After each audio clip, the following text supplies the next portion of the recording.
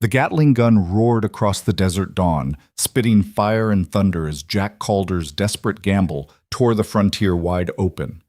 Three forces collided in the wasteland: a reckless outlaw chasing one last legendary score, a cavalry colonel hunting the bandits who took everything he loved, and a black market arms dealer who'd trade death itself for profit. Caught between them, a kidnapped woman whose courage would decide whether blood or reason won the day. This is a story of ambition, honor, and the thin line between them. If you're watching from anywhere in the world, drop your city in the comments below. I want to see how far this tale travels. Hit that like button and let's ride into the storm together. The sun hung like molten copper over the Sonoran wasteland, turning the air itself into something thick and hostile. Heat shimmered off the cracked earth in waves that made the distant mesas look like they were breathing.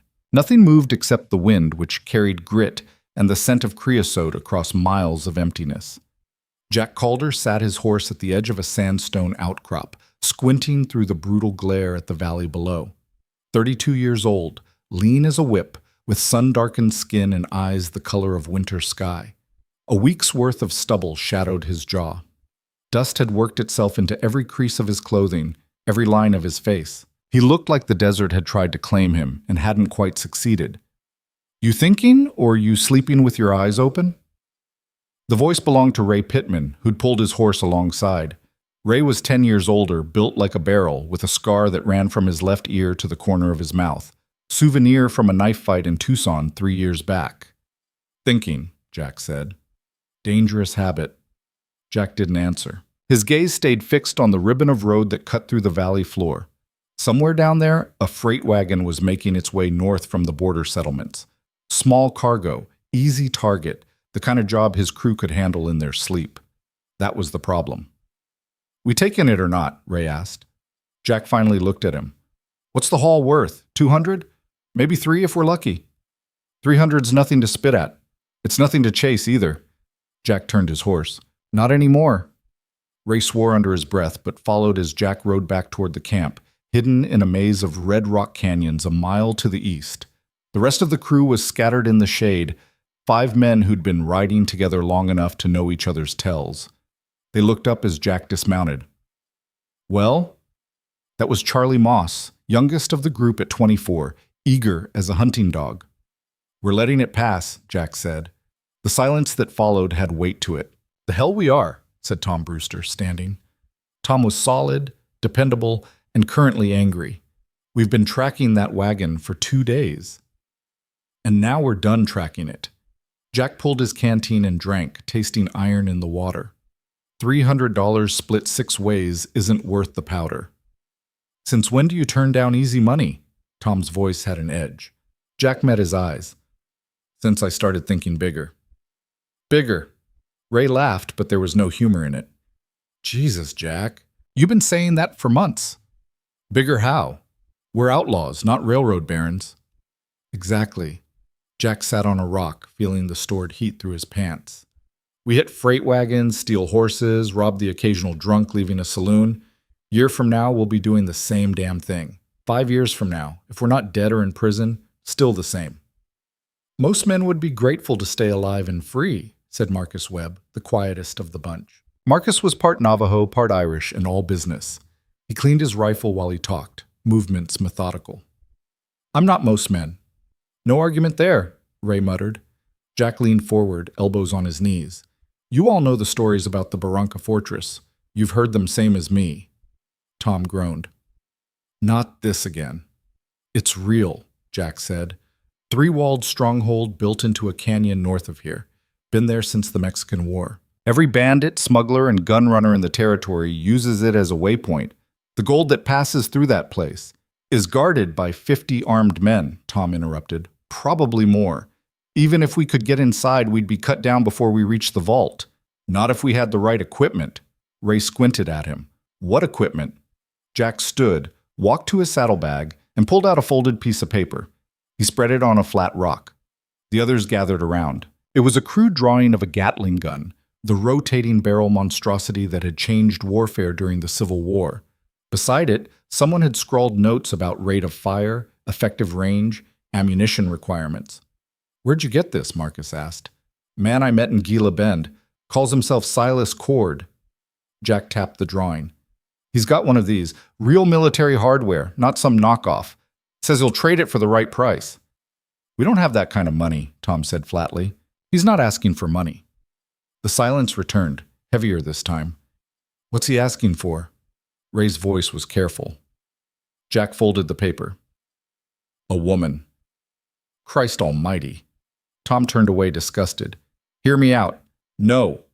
Tom spun back. I've done a lot of questionable things riding with you, Jack, but I'm not kidnapping some girl to trade her like livestock. I didn't say I liked it. Jack's jaw tightened. I'm telling you what the deal is. This Silas Cord, he's got peculiar tastes. Wants a refined woman, educated type. Says he's taking her east to set up house, live respectable. And you believe him? Doesn't matter what I believe. What matters is he's got a weapon that could change everything. With a Gatling gun, we could hit the Barranca fortress. Real money. Enough to set us all up for life. Enough to mean something. Ray studied him. This about money or about that chip on your shoulder? Maybe both. You want to be remembered, Marcus said quietly. It wasn't a question. Jack didn't deny it. Every man at that campfire knew his story.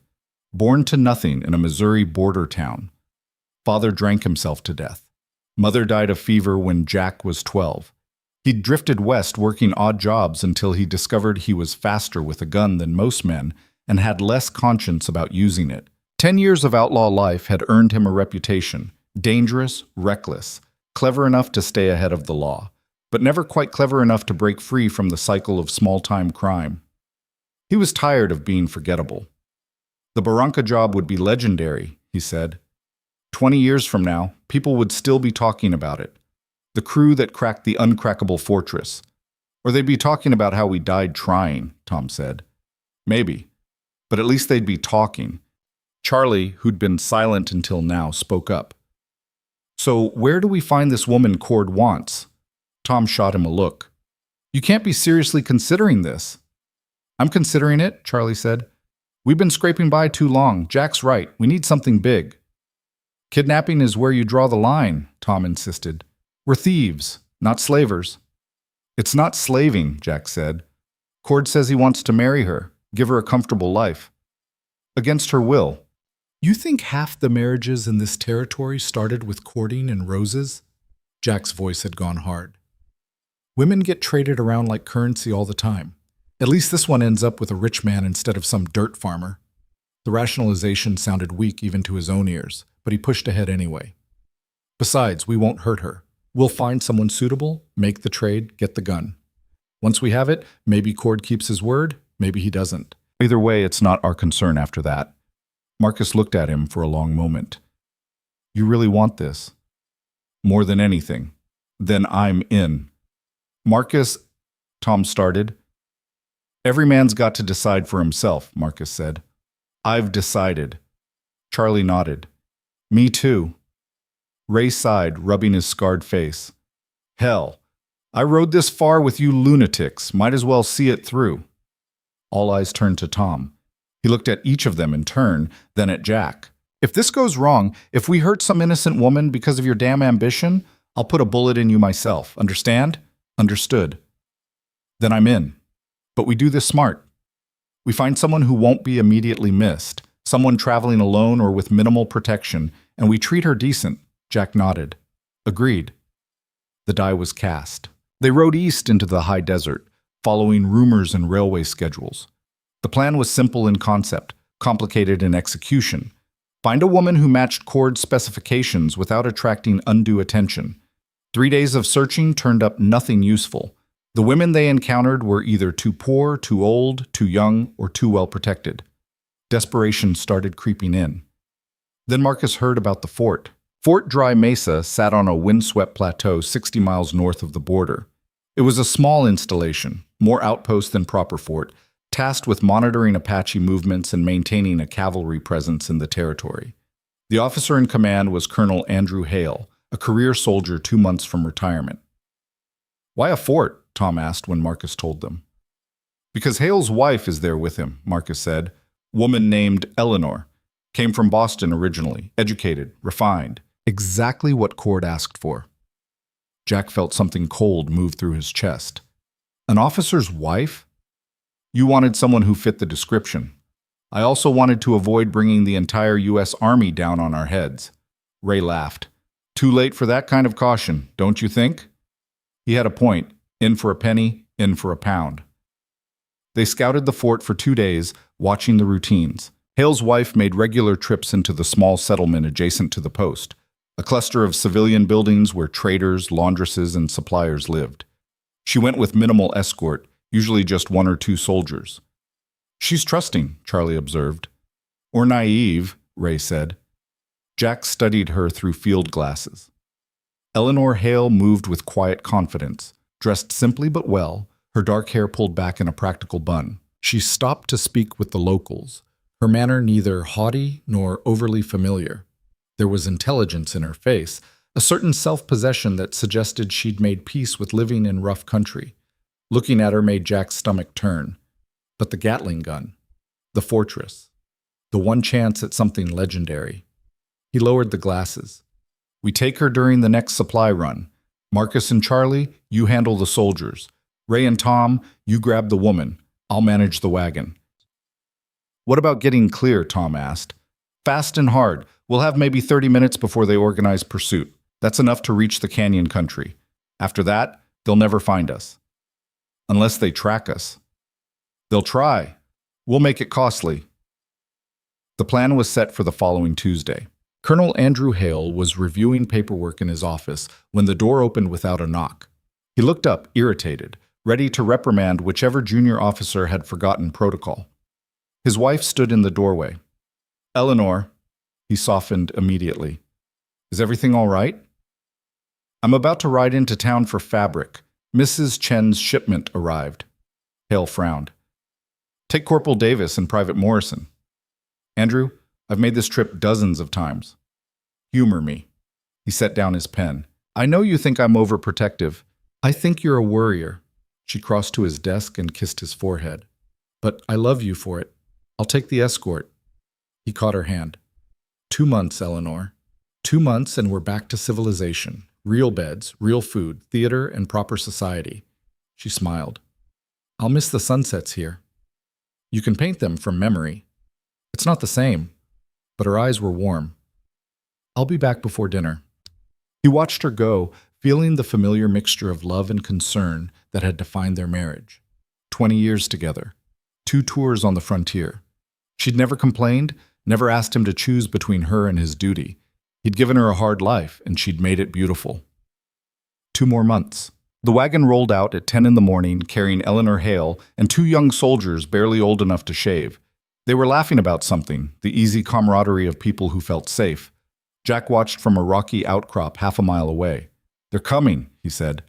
The crew mounted up. What happened next took less than 5 minutes. Marcus and Charlie hit the escort from the right flank, appearing so suddenly that the soldiers barely had time to react. Warning shots sent the horses rearing. The wagon driver fought for control as Ray and Tom closed in from the left. Jack rode straight for the wagon. Eleanor Hale's face appeared in the opening, eyes wide, but Jack noticed with surprise, not panicked. She took in the situation with remarkable calm. Get down, Jack ordered. No. The refusal caught him off guard. Ma'am, I'm not asking. Then you should know I'm armed. She produced a small derringer from the folds of her dress. And I suggest you reconsider whatever you're planning. Ray had his rifle trained on her. Lady, that pop gun won't do much against 6 men. Perhaps not, but it will do something against 1. Her gaze stayed on Jack. I assume you're the leader, so you have the most to lose. Jack felt a reluctant admiration. You're Colonel Hale's wife. I am. Then you understand the situation you're in. I understand you've made a terrible mistake. The soldiers were on the ground now, disarmed. Charlie had them kneeling with hands behind their heads. Marcus was tying their wrists. Come down, Jack said again, or we'll drag you down. Your choice. Eleanor's finger tightened on the trigger. For a heartbeat, Jack thought she might actually shoot. Then she lowered the weapon. If you harm those boys, we're not interested in harming anyone, Jack said, but we are taking you with us. Don't make it harder than it needs to be. She climbed down, moving with deliberate dignity. Tom took the derringer from her hand. "Bind her," Jack said. "That's not necessary," Eleanor said. "I won't run, not out here." "Do it anyway." They used rope to tie her wrists in front of her. Tom made sure it wasn't too tight, and helped her onto a spare horse. She sat the saddle like someone accustomed to riding. The whole crew was mounted now. Jack looked at the two soldiers kneeling in the dust. Kids, really. Probably joined up for adventure and regular meals. "You tell Colonel Hale his wife is unharmed," Jack said. "You tell him she'll stay that way as long as he doesn't do anything stupid. We'll send word about terms." "He'll hunt you down," one of the soldiers said. His voice shook, but there was steel underneath. "Probably." Jack turned his horse. "But he won't find us." They rode hard for the canyon country, pushing the horses as fast as they dared. Behind them, dust rose in a column that would be visible for miles. The soldiers would free themselves eventually and raise the alarm. By then, Jack and his crew would be deep in the maze of arroyos and box canyons where only someone who knew the territory could navigate. Eleanor rode in the middle of the group, silent. Jack caught her watching him once, her expression unreadable. "You all right?" he asked. "Do you care?" "Fair question. You're valuable cargo. We need you healthy." "How pragmatic." They didn't stop until twilight, when they reached a sheltered canyon with a seep spring and adequate grazing. The crew dismounted, exhausted. Tom helped Eleanor down. She stood rubbing her wrists where the rope had been. Jack noticed she wasn't crying or hysterical. She was thinking. "There's beans and coffee," he said. "You should eat." "I'm not hungry." "Eat anyway. It's going to be a long ride tomorrow." "Where are you taking me?" Jack hesitated. "Does it matter?" "It matters to me." He studied her face in the failing light. Mid-30s, he guessed. Handsome rather than beautiful, with intelligent eyes and a mouth that looked like it smiled often but wasn't smiling now. "We're meeting someone," he said finally. "After that, you'll be free to go." "I don't believe you." "That's your privilege." She looked around at the crew. "These men, they follow your orders?" "Most of the time." "Then order them to let me go." "Can't do that." "Won't, you mean?" "Same difference." Eleanor's jaw tightened. "My husband will come for me." "I'm counting on it." That seemed to surprise her. "You want him to follow?" "I want him to know following is pointless. Big difference." Jack turned away, ending the conversation. Ray had gotten a fire going and was heating water for coffee. Marcus was tending the horses. Charlie and Tom were spreading bedrolls. Normal camp routine, except for the kidnapped woman standing in the middle of it all. Colonel Hale received the news at 11:30 that morning. He was in the middle of a meeting with his quartermaster when Lieutenant Carlson burst through the door, forgetting to salute. "Sir, the wagon." Hale was on his feet. "What happened?" "Bandits, sir. They took Mrs. Hale." The room tilted. Hale grabbed the edge of his desk. "Is she hurt?" Davis and Morrison said no, sir. They said the outlaws promised she'd be unharmed if... "How many?" "6 men, sir. Well armed. They knew what they were doing." Hale's mind was already moving, tactics overlaying panic. "Ready the horses. I want 20 men mounted and provisioned in 30 minutes. Send riders to Fort Apache and Fort Grant requesting assistance. Alert the territorial marshal." "Sir, they went into the Canyonlands. It's a maze out there." "I don't care if they rode into hell itself." Hale's voice was iron. "We're bringing her back." He strode from the office, already issuing orders. Behind him, Fort Dry Mesa erupted into organized chaos as cavalry troopers scrambled to their mounts. Andrew Hale had spent 30 years learning how to wage war. Now he'd use every bit of that knowledge. Eleanor had asked him once what he'd do if she were ever in danger. "Whatever it takes," he'd told her. He'd meant it. Night settled over the canyon. Eleanor sat near the fire, wrapped in a blanket someone had given her. The outlaws were eating their beans, drinking bitter coffee, talking in low voices. She watched them, cataloging details. The leader, Jack, was younger than she'd expected. Dangerous, clearly, but there was something else there, too. Ambition, maybe. Or desperation. The two often looked the same. The scarred one, Ray, had a mean edge but followed orders. The quiet one, Marcus, she'd heard, moved like a predator but showed surprising courtesy when he'd helped her sit. The young, eager one was Charlie. The oldest, Tom, had kind eyes and obvious reservations about this whole enterprise. And Jack, who kept glancing her way when he thought she wasn't looking. "Why me?" she asked suddenly. The conversation stopped. All eyes turned to her. Jack set down his coffee. "Wrong place, wrong time." "That's not an answer." "It's the only one you're getting. You needed a woman specifically, otherwise you'd have just robbed the wagon and left." Eleanor leaned forward. "Someone hired you to kidnap me. Who?" "Nobody hired us to get you in particular," Jack said. "You just happened to fit what we needed." "Which was?" He didn't answer. Eleanor tried a different approach. "How much is my husband worth to you? Because I can promise you, whatever ransom you're hoping for, he'll pay it. Just let me send word." "This isn't about ransom." The way he said it made her blood cold. "Then what?" "Like I told you before, we're meeting someone. After that, it's out of our hands." "You're selling me." The words came out flat. Jack's jaw worked. "It's not like that." "Then what is it like?" He stood abruptly and walked away into the darkness beyond the firelight. Tom cleared his throat. "Ma'am, you should rest. We ride early." "How can you people live with yourselves?" Eleanor's voice shook, not with fear, but with anger. "You seem like decent men, yet you're trading a human being like property." "We're not decent men," Ray said. "We're outlaws. It's in the job description." "That's cowardice talking, hiding behind labels instead of taking responsibility." Tom winced. "She's not wrong." "Shut up, Tom," Ray said without heat. Marcus spoke from his position near the horses. "The world's a complicated place, ma'am. Sometimes good people do bad things for what seem like good reasons at the time.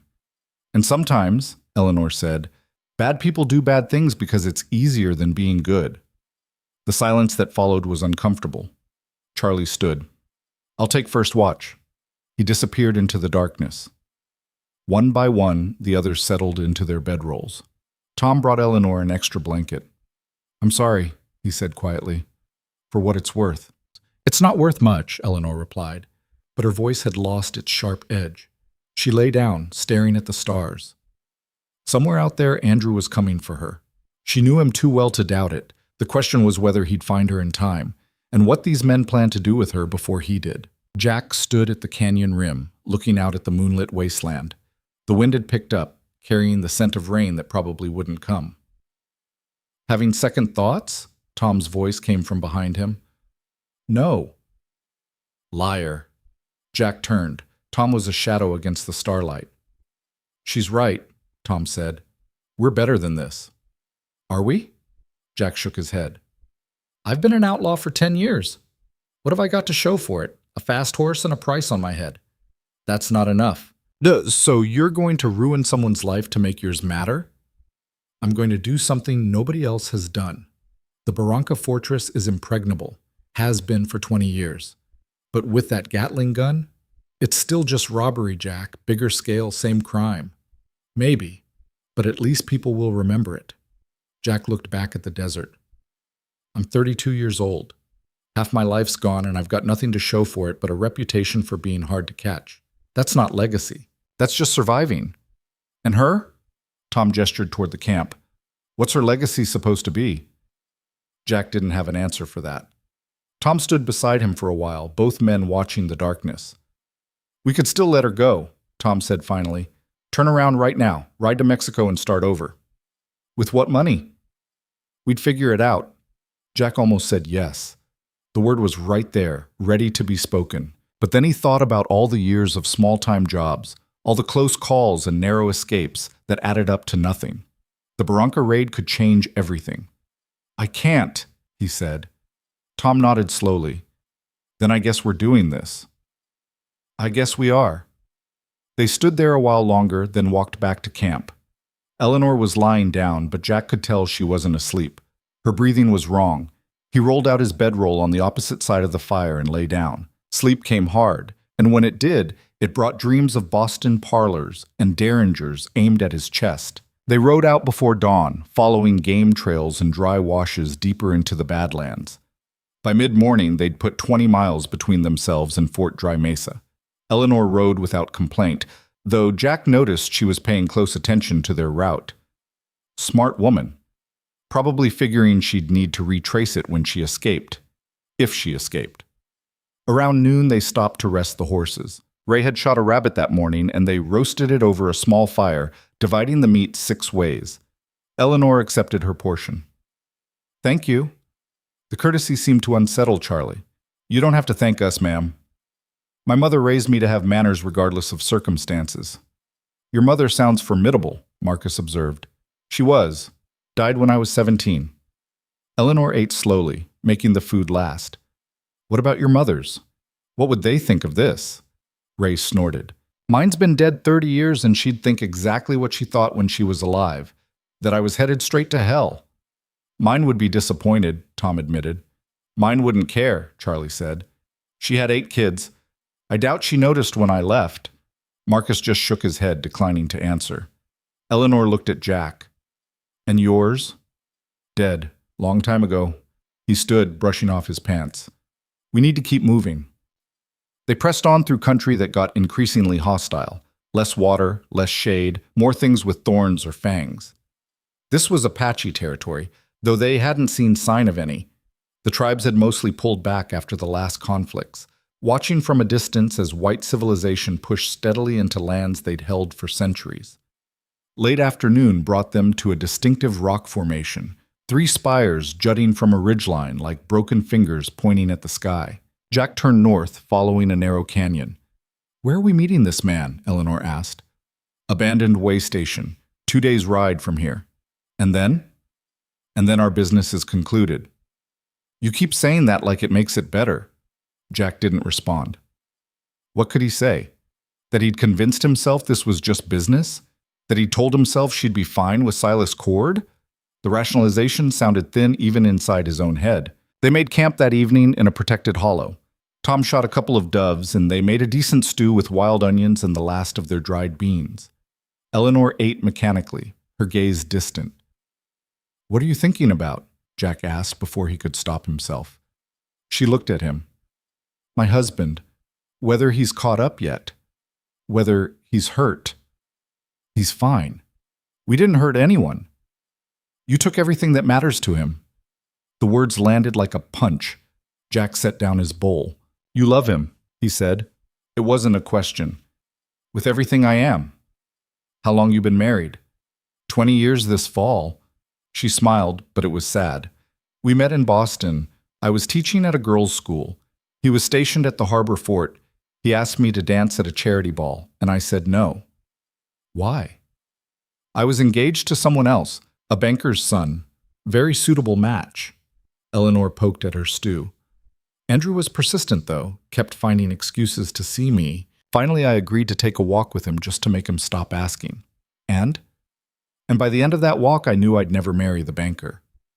Her smile turned genuine for a moment. "I broke off my engagement the next day. My family was mortified. Andrew had no money, no prospects beyond his army salary. But he made me laugh. He made me think.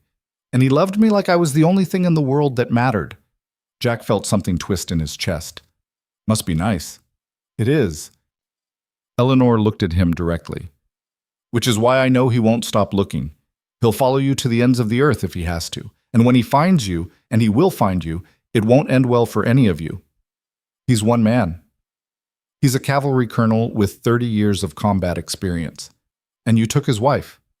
Eleanor's voice was quiet but certain.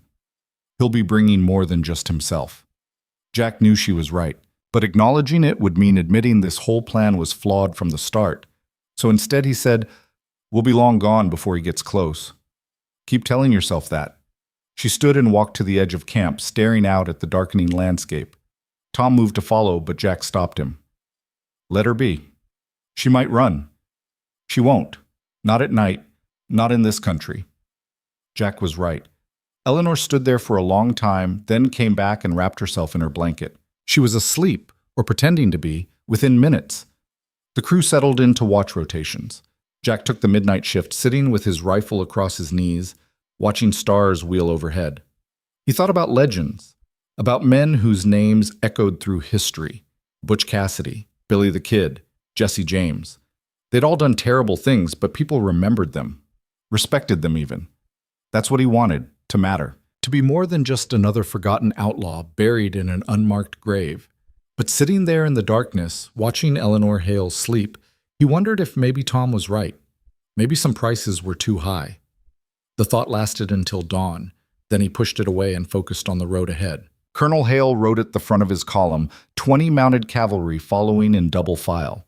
They'd been pushing hard for a day and a half, tracking sign through increasingly difficult terrain. Lieutenant Carlson rode beside him. "Sir, the trail's getting harder to follow." "Then we follow harder." "With respect, sir, these men know the country. We don't.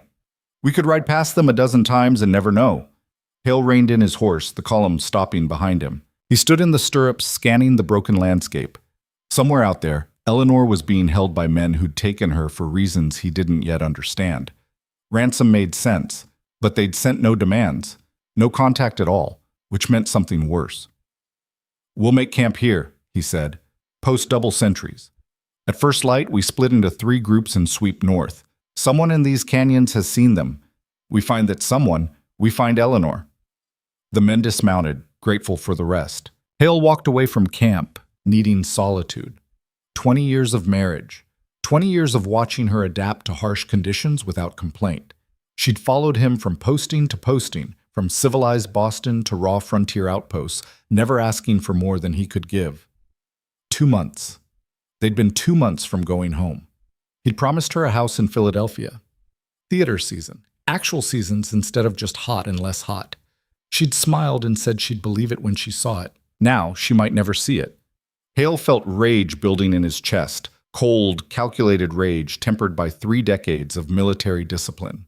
When he found the men who'd taken her, he'd show them exactly what happened when you made an enemy of someone who'd spent his entire adult life learning how to wage war.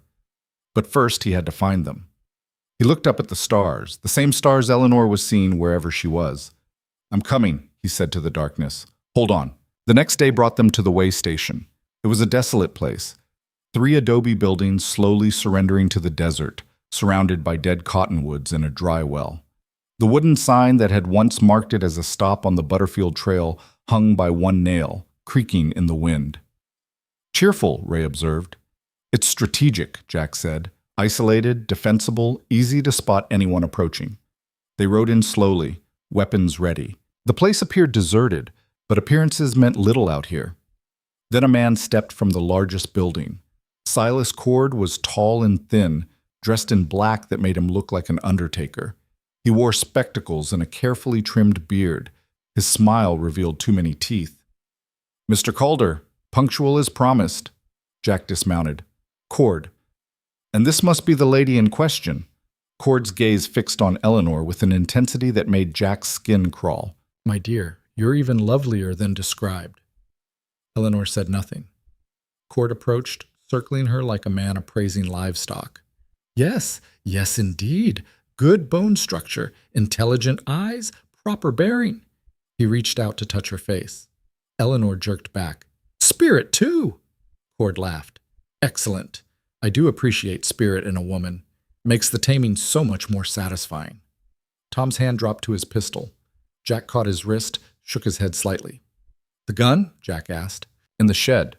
Come, see for yourself." They walked to the smaller building. Cord pulled back a canvas tarp, revealing the Gatling gun mounted on a wheeled carriage. 10 rotating barrels, a hand crank, magazine boxes stacked beside it. Jack felt his pulse quicken. This was it. The key to everything. "Beautiful, isn't she?" Cord ran his hand along the barrels. "She'll fire 400 rounds per minute. Nothing can stand against her. Not fortress walls, not masked men, nothing. Ammunition? 10,000 rounds. More than sufficient for your purposes." Jack did the math. With this weapon, 6 men could do the work of 60. The Barranca fortress, which had seemed impossible, suddenly looked achievable. All he had to do was hand over Eleanor Hale. He turned back to the main building. Eleanor stood exactly where they'd left her, surrounded by his crew. She was watching him, and in her eyes he saw understanding. She knew what came next. "I must say," Cord was speaking beside him, "you've exceeded my expectations, Mr. Calder. When I specified refined and educated, I worried you'd bring me some shopkeeper's daughter who'd learned her letters. But this woman, I can tell quality when I see it. She'll do nicely. For what? Cord's smile widened. Why, for my collection, of course. Something cold slithered down Jack's spine. Collection? I have estates in 3 territories, Mr. Calder. Each one requires a woman of distinction to manage it. So far, I've acquired 4 such women. This will be my 5th. He gestured at Eleanor. She'll oversee my holdings in Arizona. Beautiful country there. She'll grow to love it, I'm sure. And if she doesn't? Then she'll learn. Cord's voice went flat. One way or another. Jack looked at the Gatling gun, then at Eleanor, then back at the gun. Everything he wanted was right there. Legacy, legend, the one big score that would make his name immortal. All it would cost was one woman's freedom. Behind him, he heard Tom say quietly, Jack, don't. To be continued. Jack's hand tightened on his rifle. The desert wind picked up, whistling through the gaps in the adobe walls, carrying dust and the smell of decay. Cord stood beside the Gatling gun like a spider beside its web, waiting. So, Cord said, adjusting his spectacles, shall we complete our transaction? Jack looked at Eleanor. She stood perfectly still, chin raised, refusing to show fear. But he could see it in the tension of her shoulders, the way her hands had balled into fists inside the rope that still bound her wrists. Tom's warning echoed in his mind. If this goes wrong, if we hurt some innocent woman because of your damn ambition, I'll put a bullet in you myself. The Gatling gun represented everything Jack had ever wanted: power, respect, a place in history that couldn't be erased or forgotten. The Barranca fortress held enough gold to set up every man in his crew for life. They could disappear to California, to Mexico, to anywhere, and live like kings. All it required was this one betrayal. Jack made his decision. No, he said. Cord's smile froze. I beg your pardon? I said no. Deal's off. The silence that followed was absolute. Even the wind seemed to pause. Mr. Calder, Cord's voice had gone very quiet. We had an agreement. Agreements change.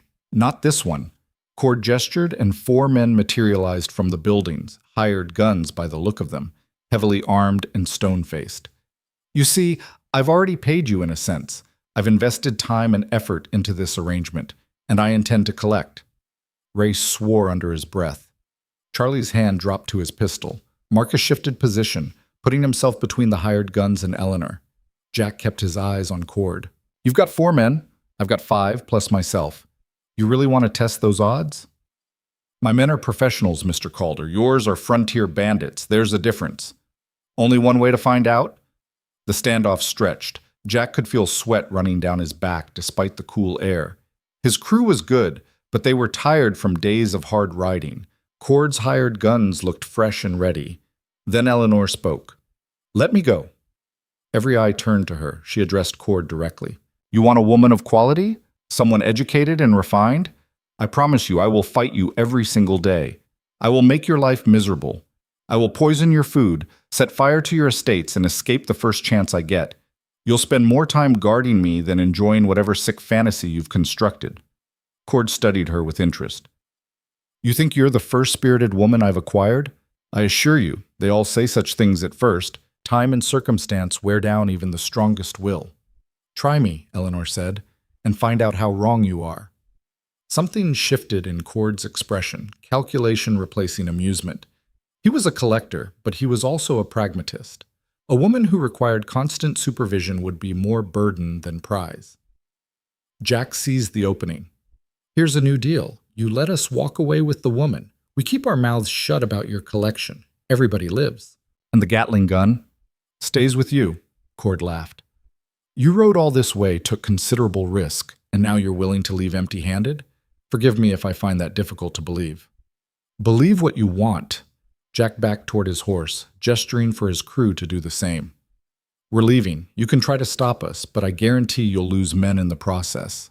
Maybe all of them. Maybe you too. That what you want? The hired guns waited for orders, hands hovering near weapons. Cord's jaw worked as he calculated angles and odds. Finally, he waved his hand. Go.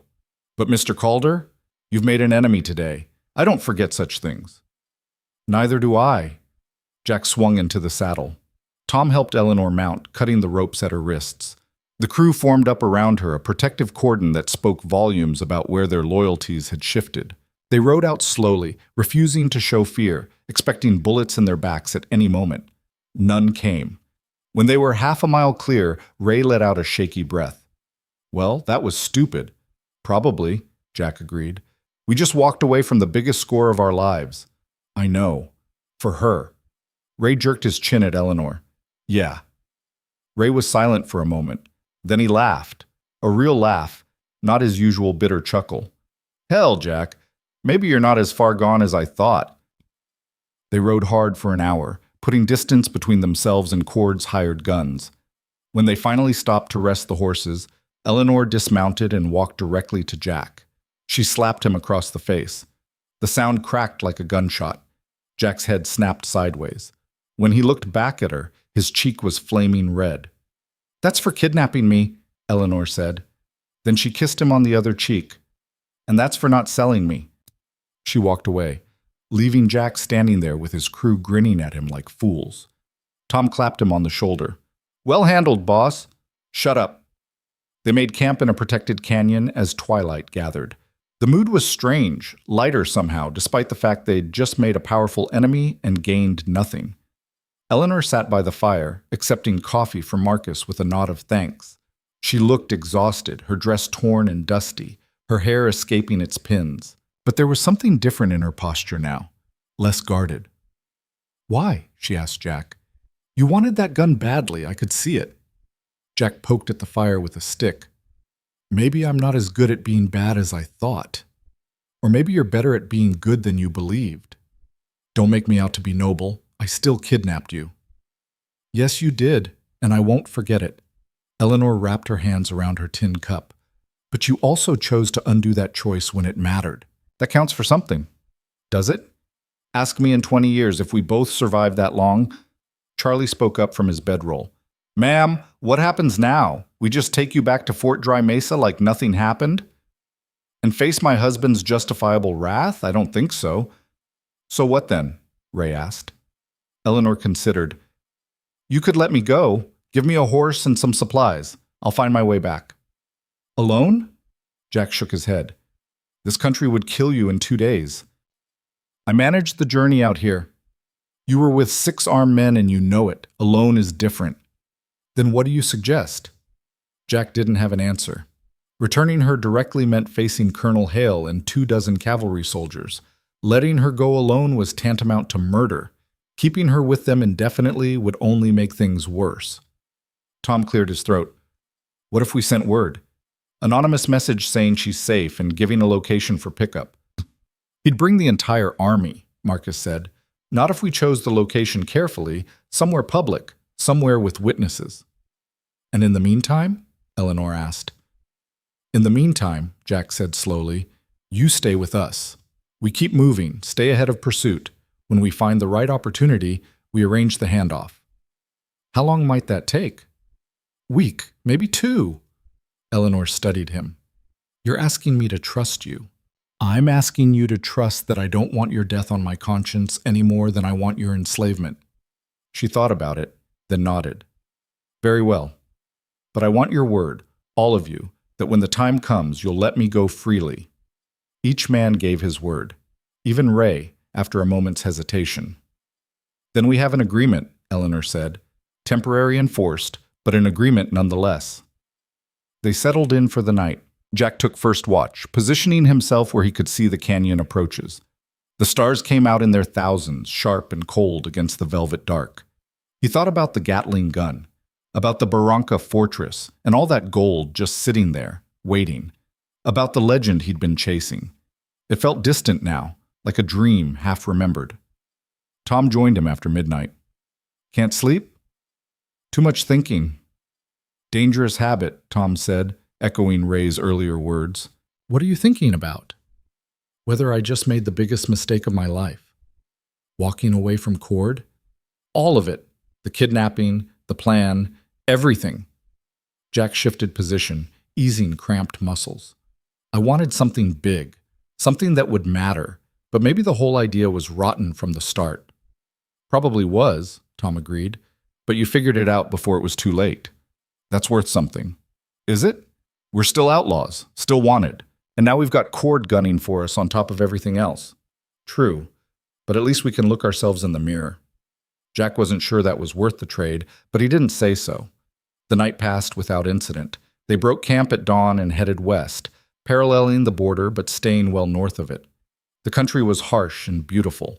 Red rock formations thrust up like broken bones, sage and creosote painting the valley silver green. Eleanor rode alongside Marcus, asking questions about the plants and animals. He answered readily, clearly enjoying having someone interested in the knowledge he'd accumulated. "That's ocotillo," he said, pointing to a spiny plant. "Looks dead most of the year, but blooms red when it rains. And that's a Gila monster. Don't get too close. Bite's not fatal, but it hurts like hell." "How do you know all this?" "My mother was Navajo. She taught me to read the desert like white folks read books. Every plant, every animal, every rock formation tells you something if you know how to listen." "That's beautiful." Marcus shrugged. "It's survival. Out here, ignorance kills." Jack listened to them talk, feeling oddly jealous. When was the last time he'd had a conversation that wasn't about money or running or the next job? When had his life become so narrow? They stopped at midday near a seasonal creek that actually had water in it. Not much, but enough. The horses drank gratefully. Ray shot a jackrabbit and they roasted it over a small fire. "Can I ask you something?" Eleanor said to Jack. "Depends on the question." "What did you plan to do with that Gatling gun?" "You mentioned a fortress." Jack hesitated, then figured there was no harm in telling her now. "The Barranca Fortress. Old Mexican war stronghold about 60 miles north of here. Every outlaw and smuggler in the territory uses it as a way station. The gold that passes through there, you were going to rob it, was going to try. With 6 men against 50? With a Gatling gun, 6 men is enough." Eleanor considered this. "It's a suicide mission." "Probably, but if it worked, we'd be set for life. More than that, we'd be remembered." "And that matters to you, being remembered?" Jack picked up a stone, turned it over in his hands. "You know what happens to most outlaws? They get caught or killed, and a month later nobody remembers their names. Or they get old and broken and end up begging on street corners. I didn't want either of those endings." "So you wanted to go out in a blaze of glory?" "Something like that." "That's not glory," Eleanor said quietly. "That's just another way of giving up." Her words stung because they were true. Jack threw the stone into the creek and watched ripples spread. Charlie came running from the ridgeline where he'd been keeping watch. Riders coming fast from the east. Everyone scrambled for weapons and horses. Jack pulled out his field glasses and scanned the horizon. Cavalry. At least 15 men, maybe more. The blue uniforms were unmistakable even at distance. "How far?" Tom asked. "Mile, maybe less. They've got fresh horses. They'll catch us if we run," Ray swore. "How'd they find us so fast?" "Doesn't matter. We need to move." They mounted quickly, Eleanor swinging into the saddle with practiced ease. Jack led them northwest, away from the approaching cavalry, pushing the horses as hard as he dared. But the pursuers were gaining. Their mounts were fresher, their riders disciplined and determined. "They're going to catch us," Marcus said, stating the obvious. Jack's mind raced. They could fight, but cavalry in open country had every advantage. They could scatter, but that meant leaving Eleanor with whoever got caught. They could surrender, but that meant prison, or worse. "There." Tom pointed to a cluster of rock formations ahead. "We can make a stand there."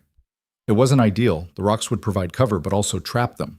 But it was better than dying in the open. They reached the rocks with minutes to spare, dismounting and taking positions behind the largest boulders. Jack positioned Eleanor in the most protected spot. "Stay down," he ordered. "I'm not helpless." "Didn't say you were. But you're also not dying because of my mistakes." The cavalry appeared, riding hard. At 500 yards, they split into 2 groups, flanking positions. Professional. Textbook. A single rider came forward carrying a white flag. "That's Lieutenant Carlson," Eleanor said. "He's reasonable. Let me talk to him." "No." "Jack," I said no. "They see you, they'll charge in shooting. Better they think you're not here." The lieutenant stopped at 200 yards. "You men are surrounded. Release Mrs. Hale and surrender peacefully. Colonel's promise, no harm comes to anyone who cooperates." Jack didn't answer. "We know she's with you. We found your trail. There's no escape. Lay down your weapons." Beret whispered, "What do we do?" Jack was thinking. The cavalry had numbers and position, but they wouldn't risk Eleanor's life with aggressive action. That gave Jack's crew a very narrow advantage: time. "We wait," he said. "For what?" "Dark. We slip out after sunset, move quiet, put distance between us." "They'll have sentries." "Then we'll have to be quieter." Tom shook his head. "This is insane." "You got a better idea?" Nobody did. The standoff continued through the afternoon. The cavalry maintained their positions, neither advancing nor retreating. Occasionally, Lieutenant Carlson would shout new offers or threats, but Jack ignored them all. Eleanor sat with her back against the rock, surprisingly calm. "He won't give up, you know, Andrew. He'll wait forever if he has to." "We'll be gone before forever comes." "And if you're not?" Jack didn't have an answer for that. The sun crawled across the sky with agonizing slowness. Heat radiated from the rocks, turning their shelter into an oven. They had one canteen between them, enough water for maybe another day if they rationed carefully. As twilight approached, Jack heard new sounds. More horses. More men. He risked a look and cursed. A second cavalry unit had arrived. Now there were at least 30 soldiers surrounding their position, and leading them was Colonel Hale himself. Even at distance, Jack could see the man's bearing. Rigid, controlled, absolutely focused.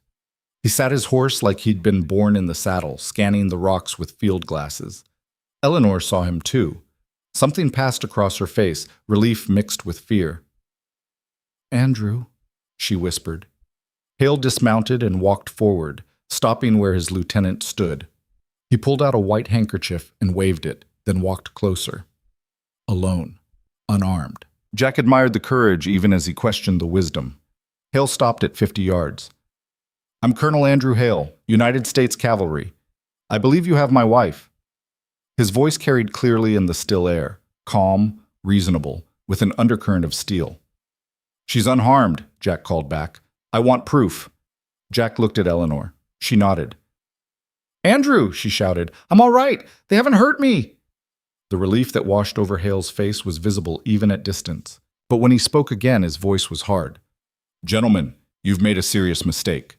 Kidnapping is a federal offense. So is interfering with military personnel. But if you release my wife now, I give you my word, you'll have a 10-minute head start before we pursue. That's more mercy than you deserve." "Can't do that, Colonel," Jack said. "Why not?" "Because the second we send her out, your men will charge in. We'll be dead before she reaches your lines." "I've given you my word." "Forgive me if I don't trust the word of a man whose wife we kidnapped." Hale's jaw tightened. "Then what do you propose?"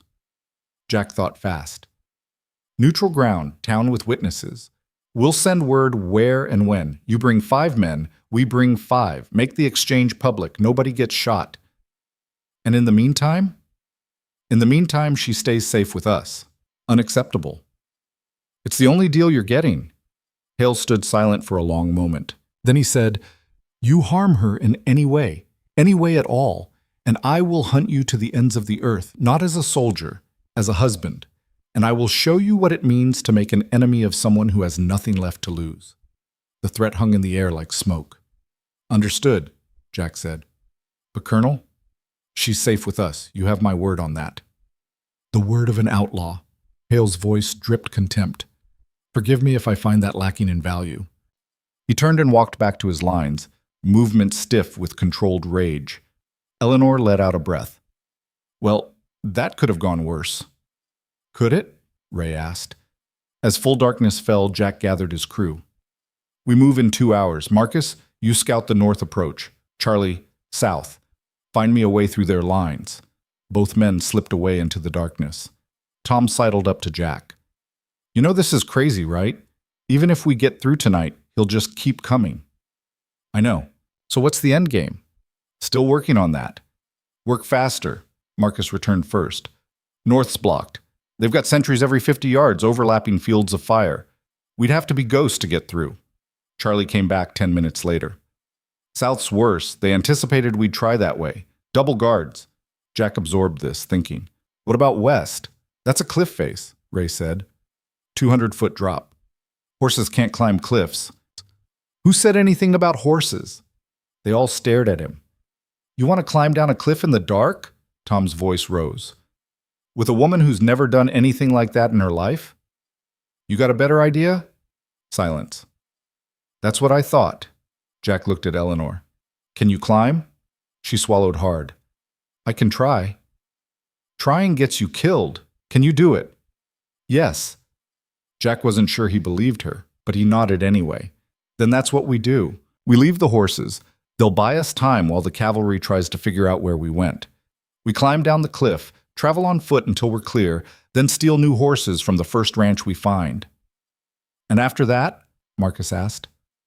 After that, we get Mrs. Hale home safe, then we disappear. New names, new territory, start over. Ray laughed bitterly.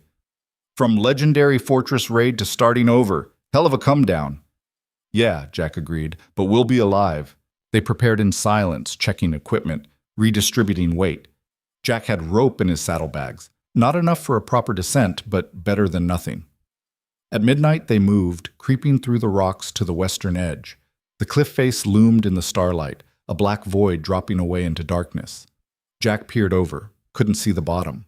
That was either very good or very bad. He tied the rope to the sturdiest rock he could find, tested it with his weight. It held. I'll go first, he said. Establish footholds, find the route. Marcus, you bring up the rear in case anyone falls. Tom, you help Mrs. Hale. Everyone clear? Nods all around. Jack took the rope and started down. The rock was rough sandstone, crumbly in places, solid in others. He felt for holds in the darkness, testing each before committing his weight. Sweat ran into his eyes despite the cool night air. 20 feet down, the rope ended. He found a ledge barely wide enough for his boots and tied off, creating a new anchor point. All right, he called up softly. Send the next man. One by one, they descended. Tom first, then Eleanor, then Charlie, then Ray. Marcus came last, moving with the confidence of someone who'd climbed these rocks his entire life. Eleanor surprised them all. She moved carefully but steadily, never panicking, never freezing. When she reached Jack's ledge, her hands were bleeding from the rough rock, but she didn't complain. You all right? He asked. Keep going. They continued down in stages, creating new anchor points, feeling their way through the dark. Once, Ray's foot slipped and he swung out over the void, saved only by his grip on the rope. He pulled himself back without a sound. After what felt like hours but was probably only 30 minutes, Jack's boots touched level ground.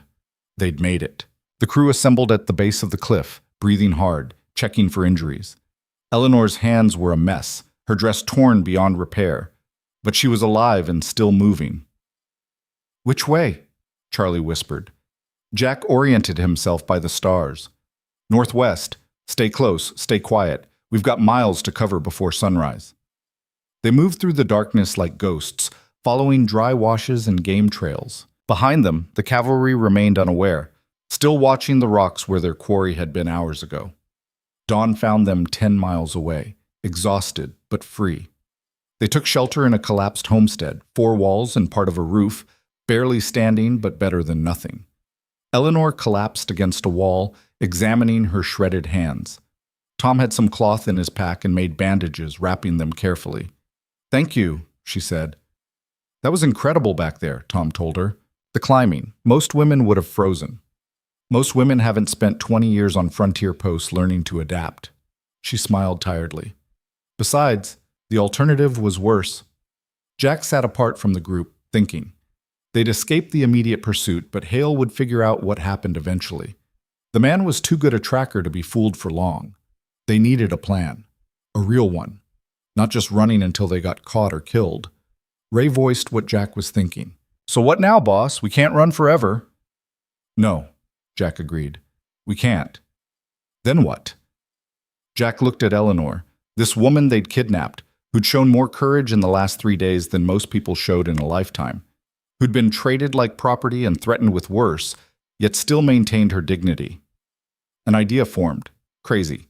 Dangerous. Probably impossible. But then again, he'd already given up the safe play when he walked away from Cord's Gatling gun. What if, he said slowly, we gave Colonel Hale exactly what he wants? We already tried that, Tom said. He didn't trust us. Because we're outlaws. Because he has no reason to believe we'll keep our word. Jack stood, pacing. But what if we proved ourselves? What if we did something that showed we're more than just kidnappers and thieves? Like what? Eleanor asked. Jack turned to her. Tell me about the Barranca Fortress. What do you know about it? She frowned. Only rumors. It's supposed to be a smuggling operation. Why? Because your husband wants criminals brought to justice, right? That's literally his job?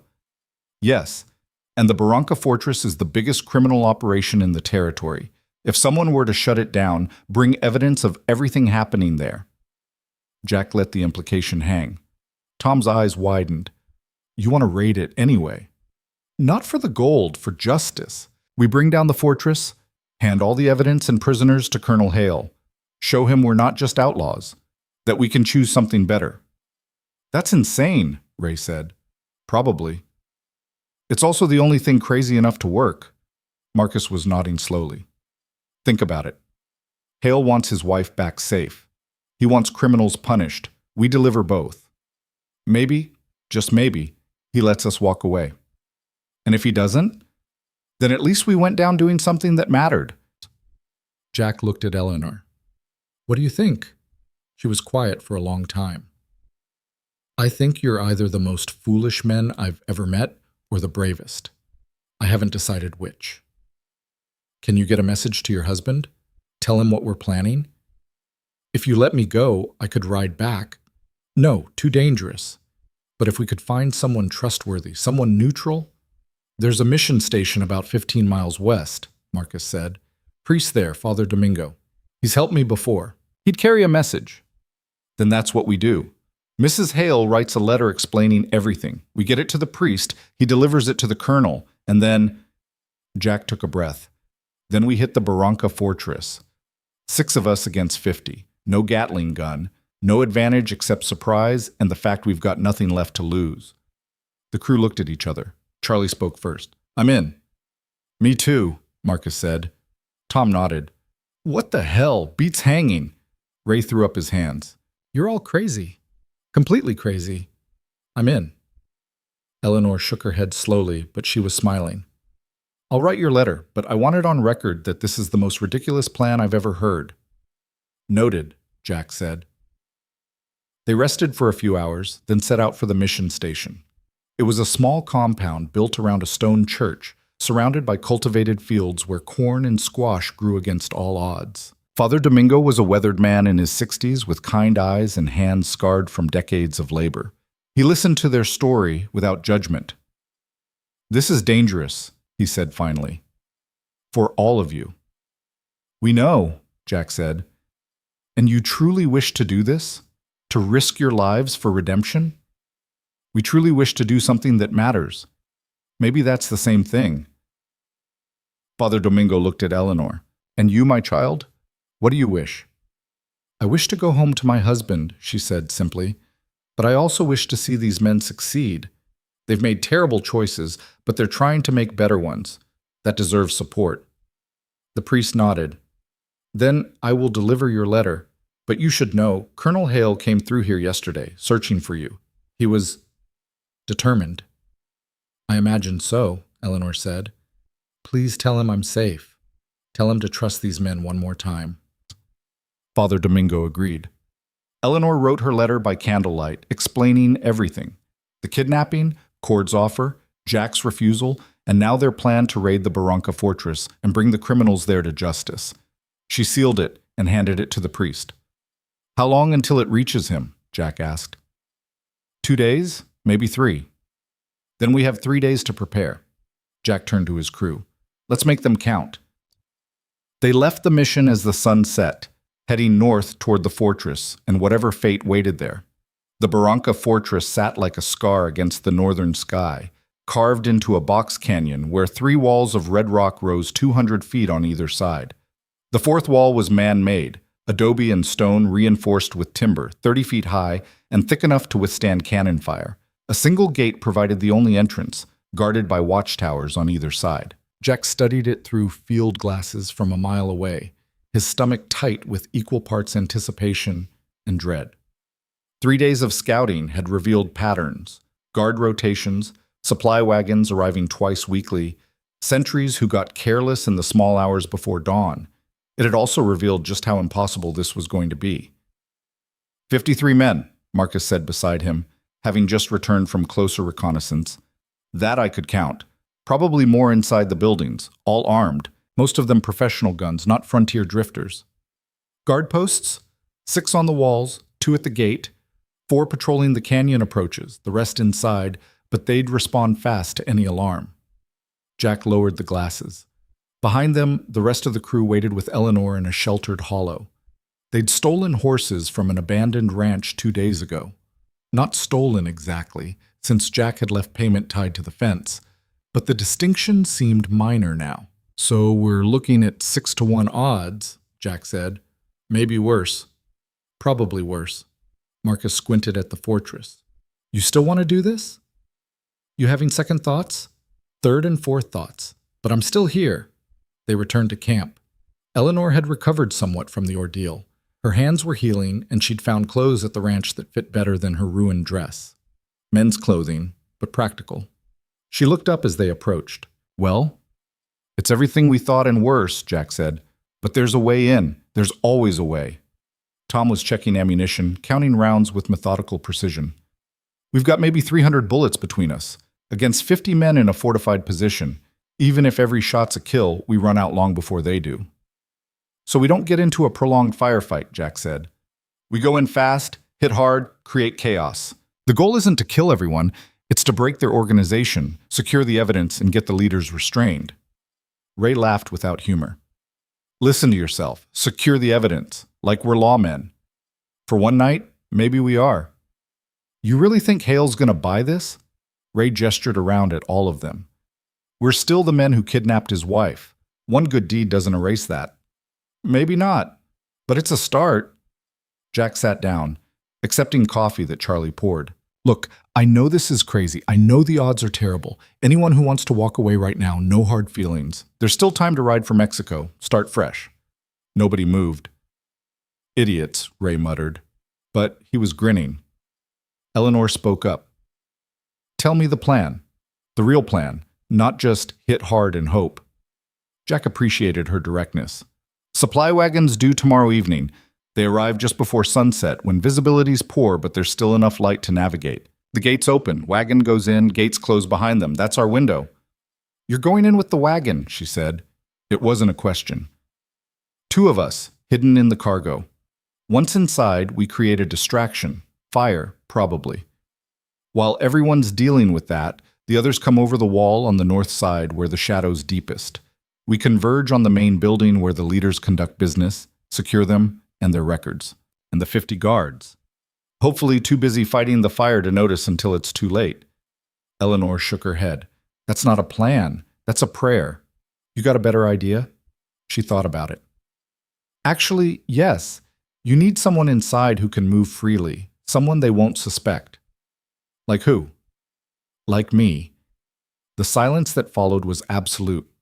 Tom spoke first. Absolutely not. Hear me out. No, Jack said. We're not putting you in more danger. That defeats the entire purpose. The purpose is to succeed, Eleanor said firmly. And your plan has holes big enough to ride through. But if I'm inside already, if I can position myself near the leaders, I can help you when the moment comes. How would you even get in? Marcus asked. The same way any woman gets into places dominated by men. I walk in the front door and tell them I need help. Eleanor's voice was calm, reasonable. I'm a cavalry colonel's wife who escaped her captors. I'm lost, frightened, seeking shelter. They'd never suspect. They'd recognize you, Ray said. Your husband's been hunting us all over the territory. Your description's probably posted everywhere. Posted where? At military forts and settlements? Yes. But the Barranca Fortress isn't exactly checking wanted posters. They're criminals themselves. Eleanor leaned forward. Think about it. A woman alone in rough country, well-spoken and clearly educated. They'd either help me or try to ransom me back to my husband. Either way, they let me inside. Jack wanted to reject it outright, but he couldn't deny the logic. Their plan was desperate at best. Eleanor's addition might actually improve the odds. No, he said anyway. I won't risk you like that. It's not your choice.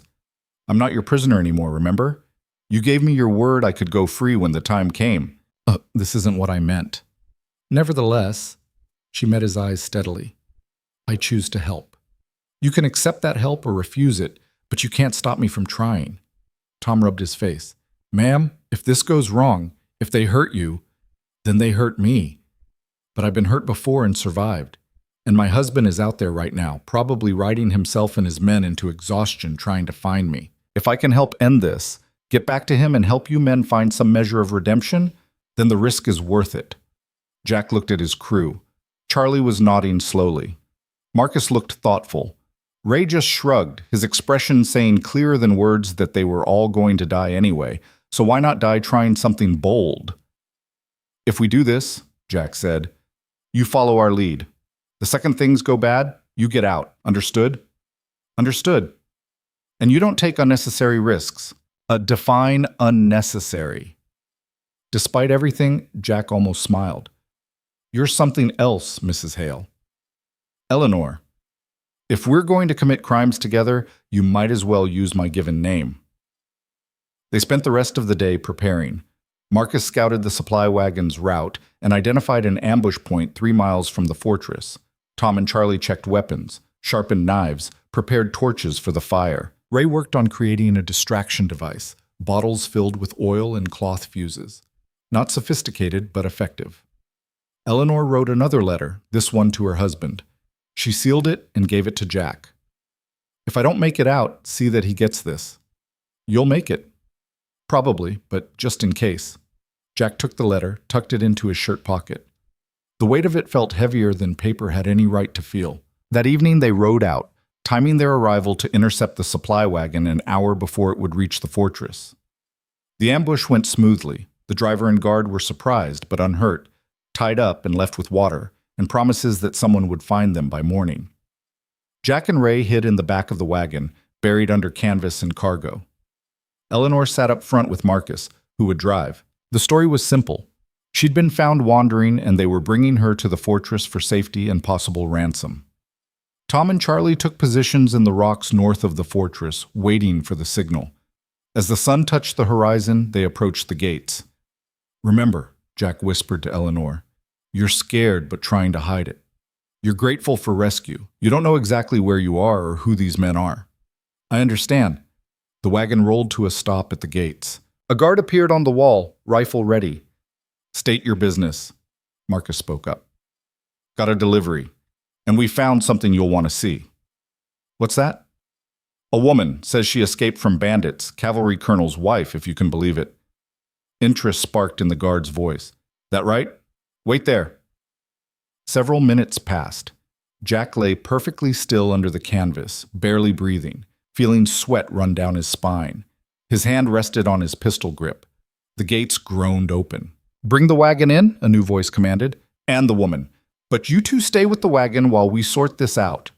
The wagon lurched forward. Jack counted seconds, estimating distance. The gates closed behind them with a hollow boom that sounded terribly final. Through a gap in the canvas, he could see the fortress interior, a courtyard surrounded by buildings, men moving about with the casual alertness of those who lived with constant danger. Lanterns were being lit against the gathering darkness. The wagon stopped. Jack heard Eleanor being helped down, heard her thank her rescuers in a voice that trembled just right. What's your name, ma'am? That commanding voice again. Eleanor. Eleanor Hale. My husband is Colonel Andrew Hale, stationed at Fort Dry Mesa. We were traveling when outlaws attacked. I've been running for days. Easy, easy, you're safe now. Come inside. We'll get you food and water. Sort this all out. Footsteps retreated. Jack risked a peek and saw Eleanor being led into the largest building, flanked by 2 well-dressed men who were clearly leaders of this operation. One of them was tall and silver-haired, moving with authority. The other was younger, scarred, dangerous-looking. Marcus climbed down from the driver's seat. Another guard approached him. You can stable your horses and grab some grub. We'll settle payment in the morning. Much obliged. Jack waited until Marcus had led the team away, until the courtyard had settled back into routine. Then he whispered, "Ray, time to move." They slipped from the wagons separately, keeping to shadows. The fortress was busy but not crowded, men going about their business, unaware that two outlaws had just infiltrated their sanctuary. Jack made his way to the north wall, moving from building to building. Ray went east toward the stables and storage sheds. The plan was to position the fire distractions at opposite ends, creating maximum confusion. Jack found a hayrick near the horses and carefully placed one of Ray's bottles behind it, wedging it secure.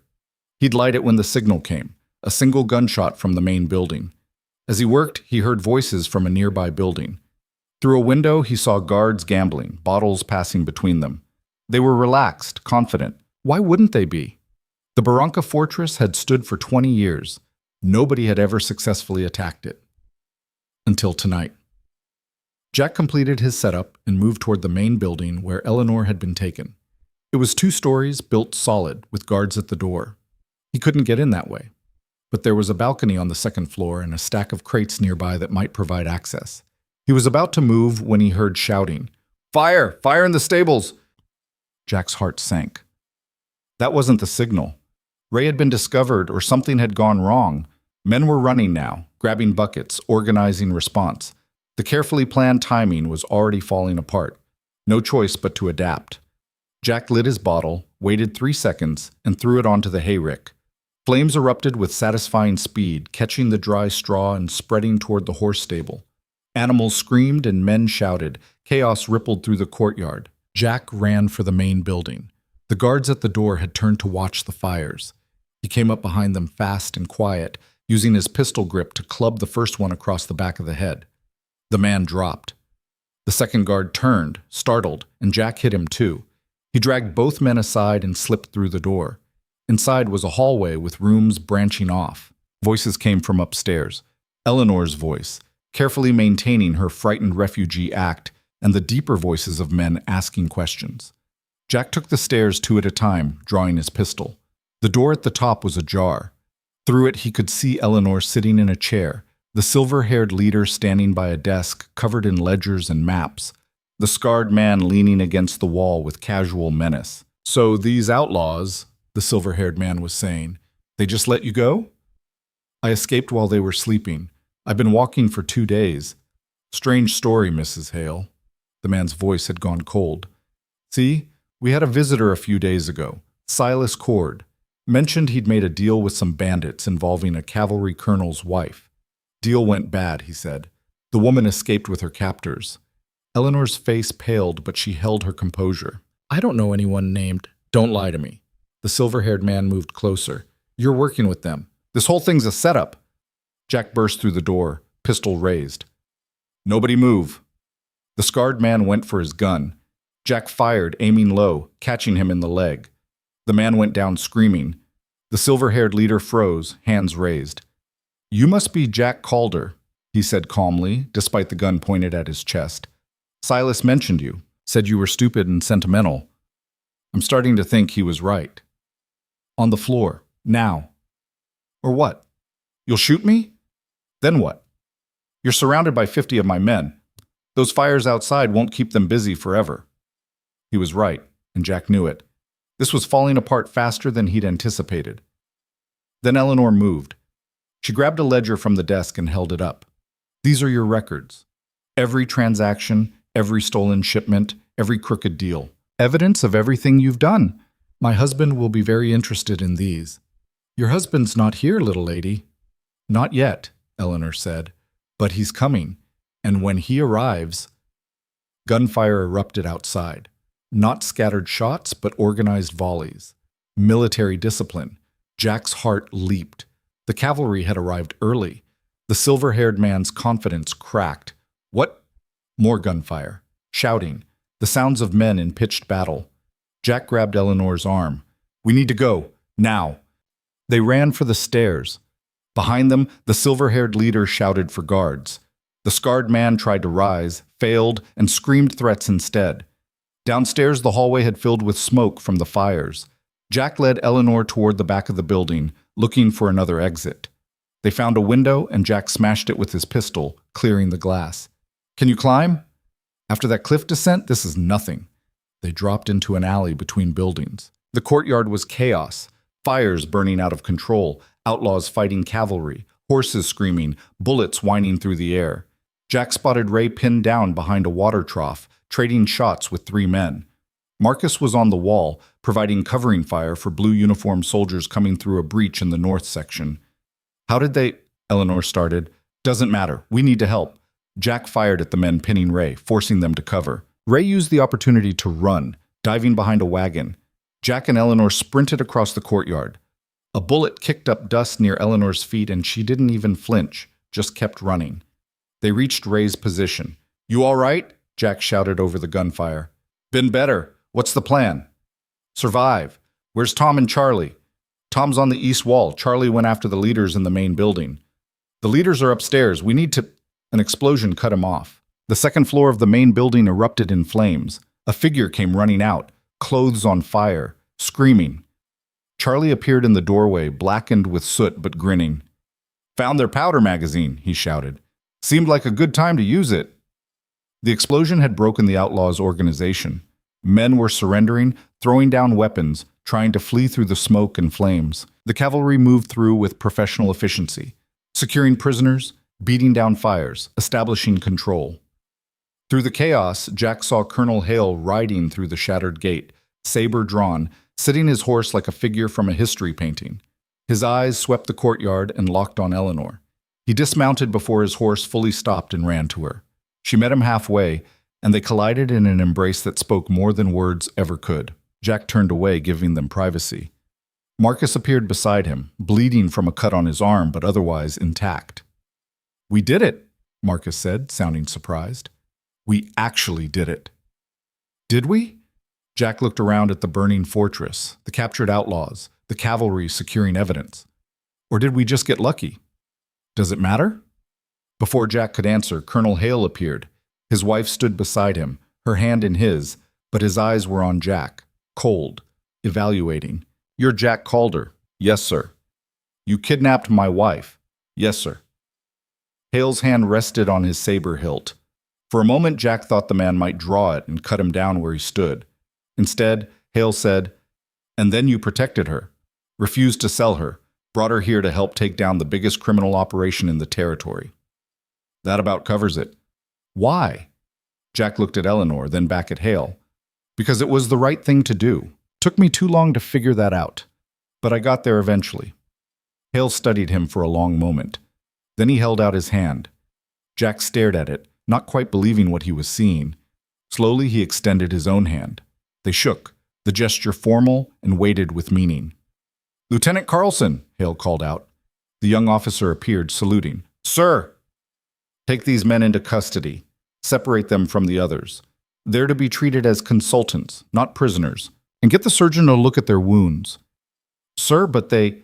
That's an order, Lieutenant. Yes, sir. Hale turned back to Jack. We'll sort out the legal details later. For now, you and your men have my gratitude for returning my wife safely and for your assistance here. What happens to us after? Tom asked, having appeared with the rest of the crew. That depends. Hale looked at each of them in turn. Eleanor tells me you want redemption, that you're tired of running. If that's true, there may be options. The territory needs scouts, guides, men who know the country and aren't afraid of hard work. It doesn't pay well, but it's honest. Ray laughed. Honest work. Hell, it's been so long I'm not sure I'd recognize it. You'd learn. Hale's voice softened slightly. You all would. Men can change if they choose to. Tonight you chose to.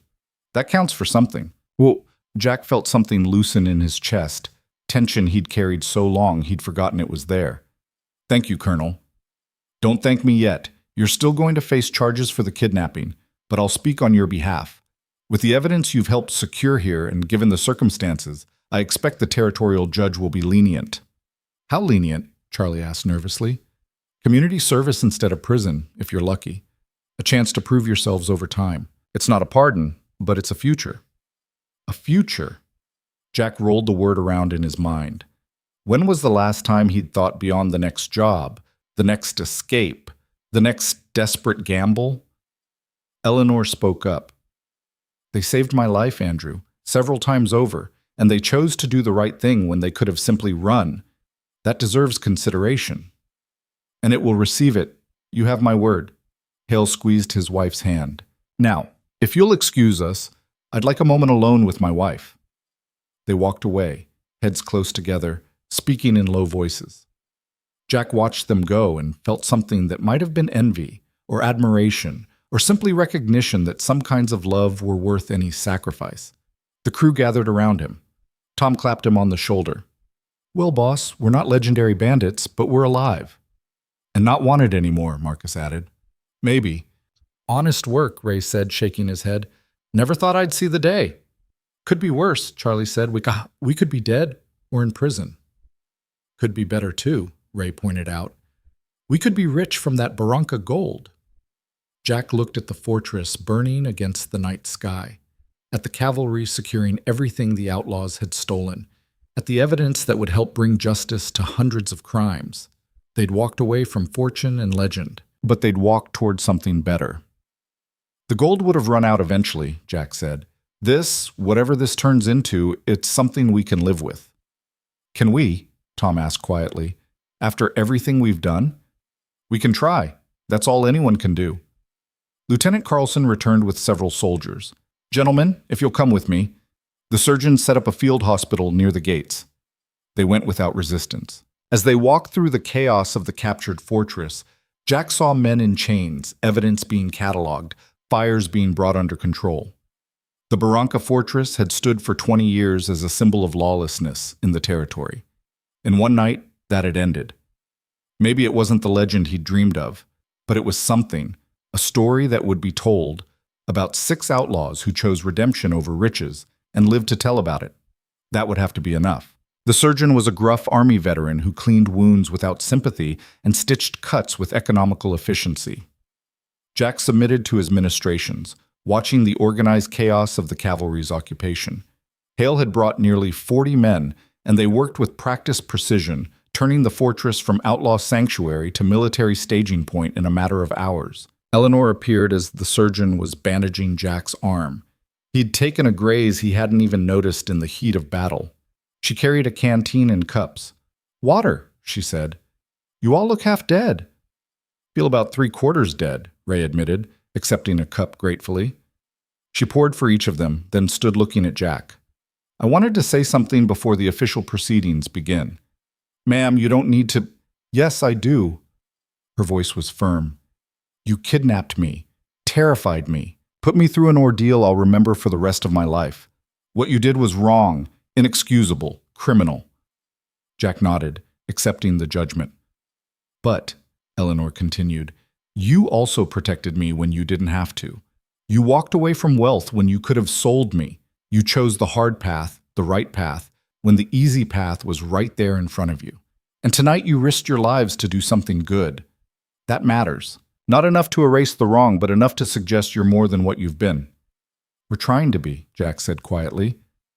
I know. I've watched you struggle with it. She smiled slightly. My husband thinks you might actually succeed. He's usually a good judge of character. Even of kidnappers? Even then. She set down the canteen. There's a woman coming, by the way, Scottish, according to the telegraph Andrew received. Says she's looking for you, Jack. Something about dragging you back to civilization and making you marry her. Jack's eyes widened. Fiona. You know her? Knew her, years ago, before I came west. Jack rubbed his face. She was supposed to forget about me. Apparently she's not the forgetting type.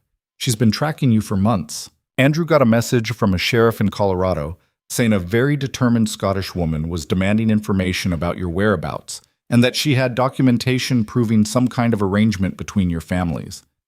That was when we were children. I never thought she thought, and she's coming. Eleanor's smile widened. Should be interesting. Ray was laughing now. Oh, this is beautiful. Jack Calder, wanted outlaw, afraid of a Scottish woman. You don't know Fiona MacLeod, Jack muttered. When she sets her mind to something, mountains move or get out of the way. Sounds like someone else I know, Tom said, glancing at Eleanor. She acknowledged the comparison with a nod. Perhaps that's what you need, Jack. Someone who won't let you run. Someone who'll drag you toward the life you're meant for, whether you want it or not. Colonel Hale appeared before Jack could respond. Calder, walk with me. It wasn't a request. Jack stood and followed the colonel away from the group into the quieter shadows near the fortress wall. The sounds of occupation continued around them, but here there was a pocket of relative peace. Hale stood looking out at the desert, dark under the stars. Eleanor says you're not a bad man, just a lost one. Your wife is generous. She's also usually right. Hale turned to face him. I've spent 30 years fighting men like you. Outlaws, raiders, men who take what they want without regard for law or decency. I've hated you people, collectively, for most of my adult life. Jack said nothing, sensing more was coming. But tonight I saw something different. I saw men who could have run, should have run, choosing instead to do something difficult and dangerous because it was right. That's not common. It's not even normal. It's remarkable. We were trying to buy our freedom, perhaps, but you could have bought it cheaper. You could have just returned Eleanor and disappeared. Instead, you took on the Barranca fortress. Why? Jack thought about it. Because running was all I'd ever done. And I was tired of it. Tired of being nothing more than a name on a wanted poster, a reputation without substance.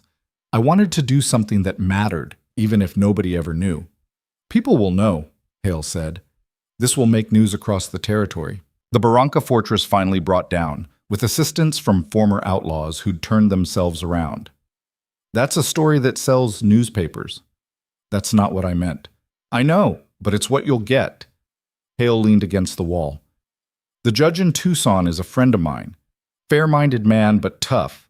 He won't dismiss the kidnapping charge. He can't. But with my testimony, with Eleanor's, with the evidence of what you've done here, I believe he'll offer you an alternative to prison. The community service you mentioned. Exactly. 5 years of territorial work. Scouting, guiding, tracking. Dangerous work, poorly paid, but honest. At the end of it, clean records. A fresh start. 5 years. It sounded like forever and no time at all. Jack had spent 10 years as an outlaw with nothing to show for it. Maybe 5 years of honest work would feel different. And my men? Same deal. If they accept it, if they're willing to put in the work. They will be. Jack was certain of that. He'd seen it in their eyes tonight, the same exhaustion with running that he felt. The same hunger for something better.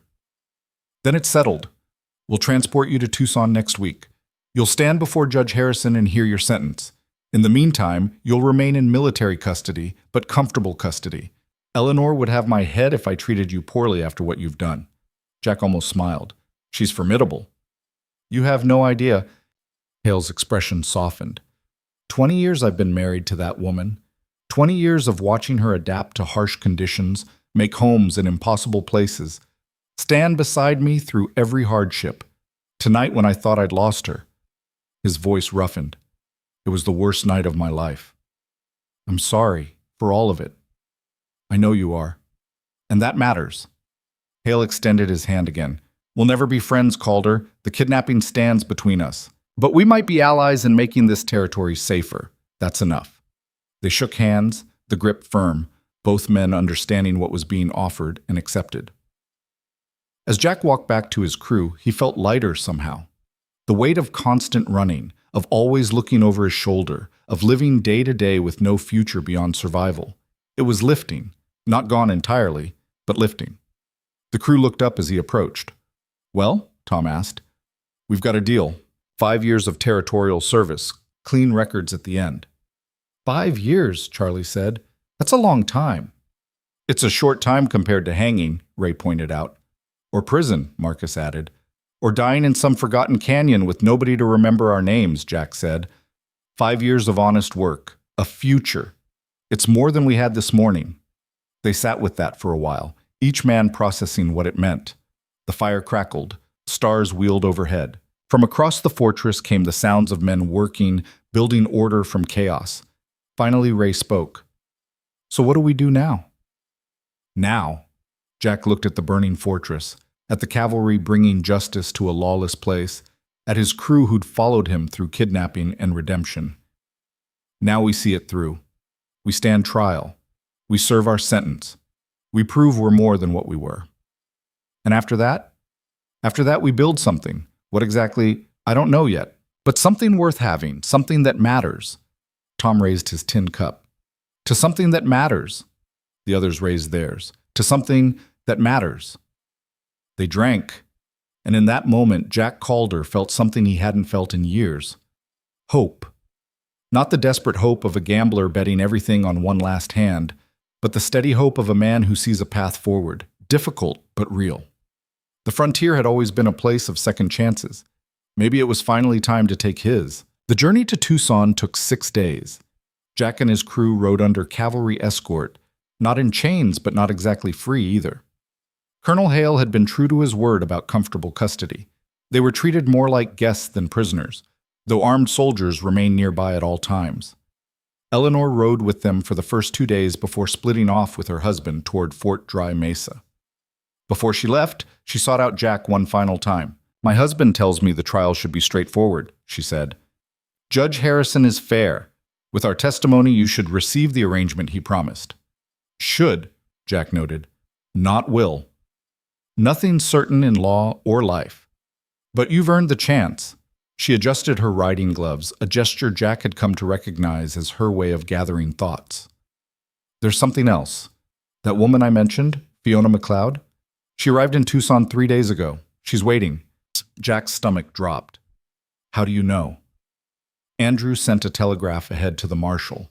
The marshal sent back that a Scottish woman had been making inquiries about you for weeks and was currently staying at the boarding house on Main Street, refusing to leave until you arrived.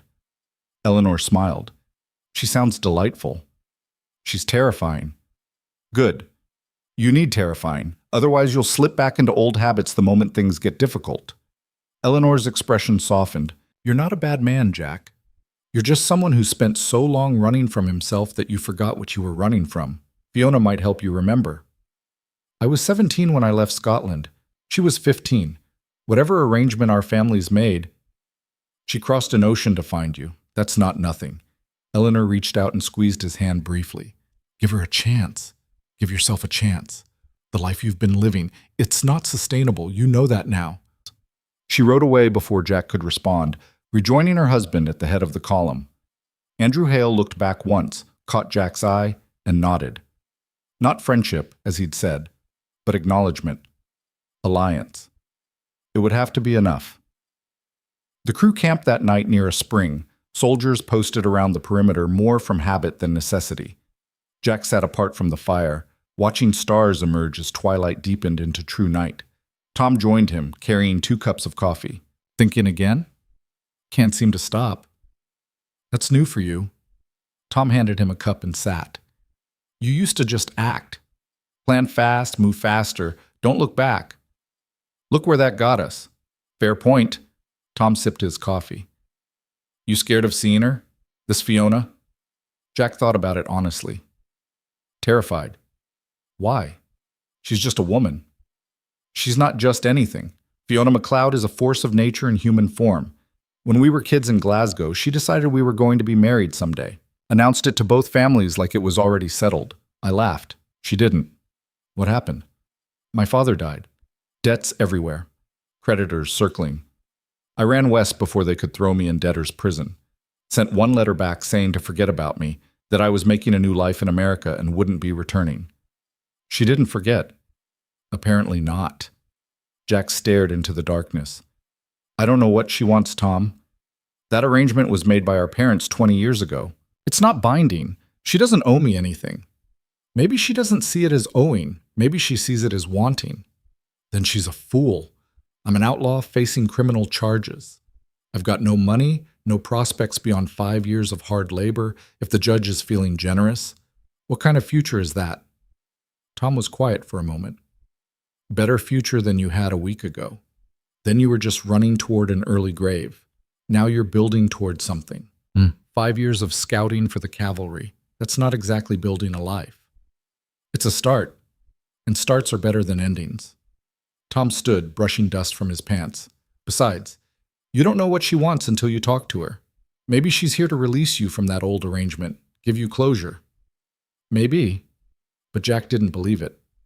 Fiona MacLeod had never done anything by half measures.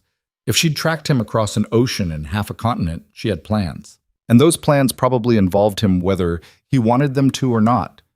The thought was both terrifying and oddly comforting. They reached Tucson on a Tuesday afternoon when the sun was punishing and the streets were largely empty. The cavalry escort delivered them directly to the territorial courthouse, a squat adobe building that looked more like a fort than a seat of justice. Marshal Davies met them at the entrance, a lean man with gray hair and eyes that had seen too much to be surprised by anything. Calder, the boys, right on schedule. Marshal, Jack said, Judge Harrison's expecting you tomorrow morning. Till then, you're guests of the county jail. Don't worry, clean cells, decent food. You won't be with the general population. How generous, Ray muttered. Could be worse. Could be a rope. Davies gestured and deputies moved forward to take custody. Your weapons will be secured and returned after trial, assuming the verdict goes your way. They surrendered their guns without resistance. The deputies led them through the courthouse to the jail annex behind it. True to Davies' word, the cells were clean and separated from the main lockup. They even had windows with actual glass. Practically a hotel, Charlie said, trying for humor. A hotel with bars, Marcus pointed out. They settled in. Supper arrived an hour later, beef stew and bread, better than anything they'd eaten on the trail. Jack ate mechanically, tasting nothing, his mind on the trial tomorrow and whatever came after. As evening fell, Marshal Davies returned. You've got a visitor, Calder. Lady waiting in the consultation room. Says her name's MacLeod. Jack's heart hammered. Now? She's been waiting 3 days. I suspect she's tired of waiting. Davies unlocked the cell.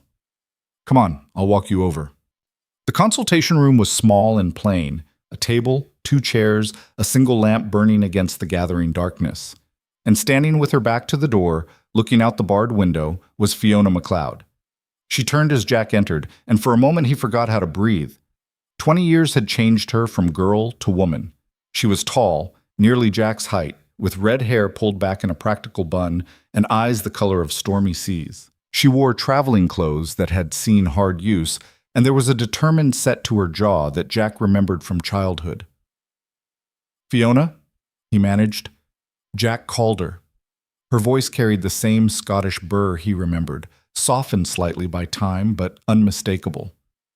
Took me long enough to find you. You shouldn't have bothered. Well, I've always been stubborn. She gestured to the chairs. Sit. We've things to discuss. Jack sat. Davies retreated, closing the door but remaining visible through the small window.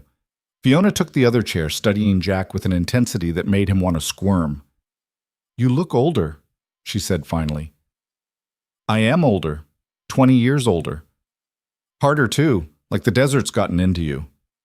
Probably has. Jack shifted uncomfortably. Fiona, about that letter I sent. The one saying to forget you? Aye, I got it. Read it twice to make sure I understood correctly, then burned it. You should have listened. Should have, perhaps. Didn't want to. She leaned forward, elbows on the table. My father died 8 years ago. Left me his shipping business, 3 vessels trading between Glasgow and the Americas. Built it into 6 vessels within 5 years. I'm not a poor woman, Jack Calder. I don't need rescuing or supporting. Then why are you here? Because 20 years ago our families made an arrangement. My father and yours agreed we'd be married when we came of age. Your father died before that could happen. Mine honored the agreement anyway, considered it a debt of honor between friends. That agreement died with our fathers. Did it? Fiona's eyes flashed. Or did you just decide it was convenient to think so? Easier to run than to honor commitments. Easier to become an outlaw than to face responsibility. The words stung because they were true. Jack looked away. I'm not the boy you knew. I can see that. You're harder, more weathered. You've done questionable things. The marshal was quite forthcoming about your history. She paused. But I've also heard what you did at the Barranca Fortress, how you protected Colonel Hale's wife, how you chose the right path when the wrong one would have been easier. One good deed doesn't erase 10 years of bad ones. No, but it suggests the capacity for more good deeds. for change. Fiona sat back. I'm not here to drag you back to Scotland, Jack. I'm here to offer you a choice. What kind of choice? The judge will likely sentence you to 5 years of territorial service. Dangerous work, as I understand it. Low pay, high risk. You'll be alone, rootless, still running in your own way. That's the deal I accepted.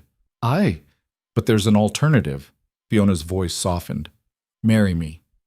Honor the arrangement our fathers made. I've established business interests in San Francisco, shipping contracts, warehouse facilities. I need someone I can trust to manage the overland transport routes. Someone who knows the frontier, who can handle difficult situations. Jack stared at her. You're offering me a job? I'm offering you a partnership, business and personal. We'd build something together, something legitimate, something that matters. You barely know me anymore. True. Which is why I'm proposing a proper courtship period. 6 months. We get to know each other as we are now, not as we were as children. If at the end of that time you decide you can't honor the arrangement, I'll release you from it with no hard feelings. But if you're willing to try... Why? Jack interrupted. Why go through all this for someone who ran away? Who became exactly the kind of man your father would have despised? Fiona's expression softened. Because when I was 15 and my mother died, you spent 3 days sitting with me while I cried. You didn't say much, you never were good with words, but you were there. You brought me food when I wouldn't eat. You told me stories about your father to make me laugh.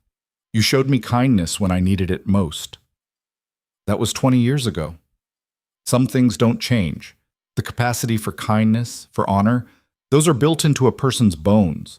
You've buried yours under years of running and surviving, but I saw it again in what you did for Mrs. Hale. It's still there, Jack. You just need someone to help you remember it. Jack felt something crack open inside his chest, a wall he'd built so long ago he'd forgotten it was there. I don't deserve this. Any of this. Probably not, but I'm offering it anyway. Fiona stood. The trial is tomorrow.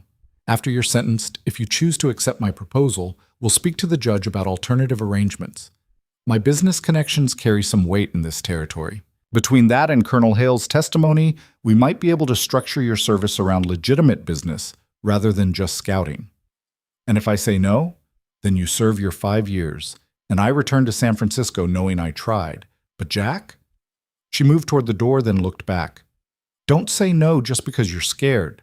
Don't run again. Not from this. She knocked for the marshal. As Davies opened the door, Fiona paused. I'm staying at the boarding house on Main Street, room 7. After the trial, if you want to talk more, you know where to find me. Then she was gone, leaving Jack sitting alone in the consultation room with his head spinning and his future suddenly more complicated than he could have imagined. Davies appeared in the doorway. Time to get back to your cell, Calder. Jack stood, legs unsteady. As they walked back through the courthouse, Davies said quietly, That's a formidable woman. You have no idea. Is she serious about that business proposal? Seems to be. Then you'd be a fool to turn it down. Chances like that don't come along often, especially not for men in your position. I know. Back in the cell, his crew looked up expectantly. Well? Tom asked. What did she want? Jack sat on his bunk, still processing. She wants to marry me. Ray choked on his water. What?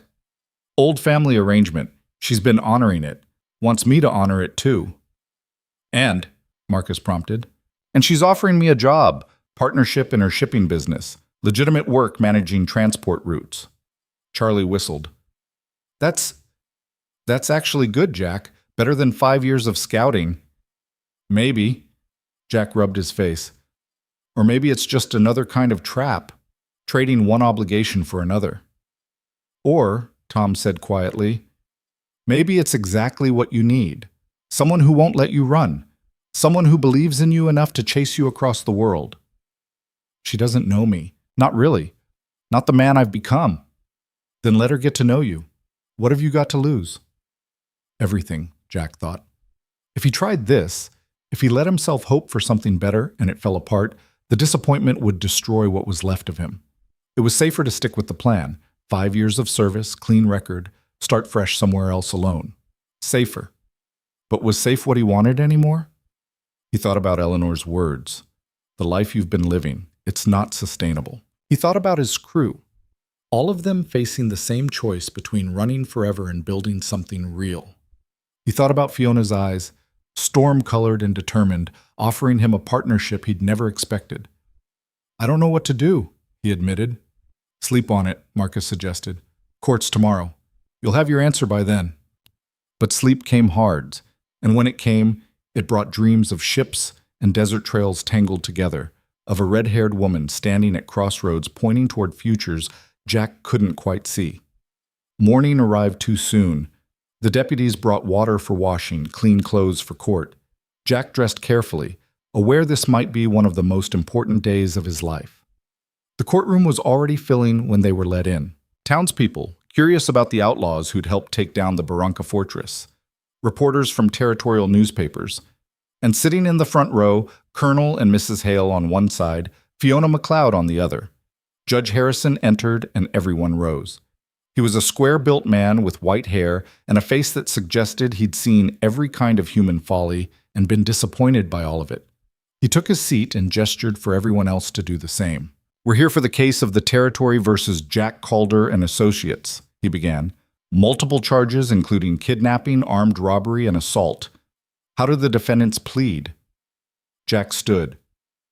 "Guilty, Your Honor, to all charges." A murmur ran through the courtroom.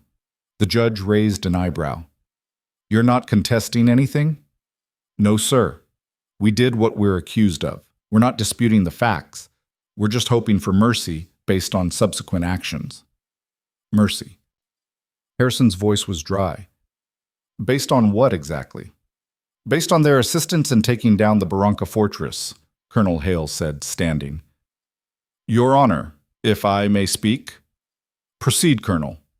Hale laid out the entire story. The kidnapping, yes, but also Jack's refusal to sell Eleanor to Silas Cord, the decision to protect her despite having nothing to gain, and finally the raid on the fortress that had dismantled the territory's largest criminal operation. Eleanor testified next, her voice clear and steady.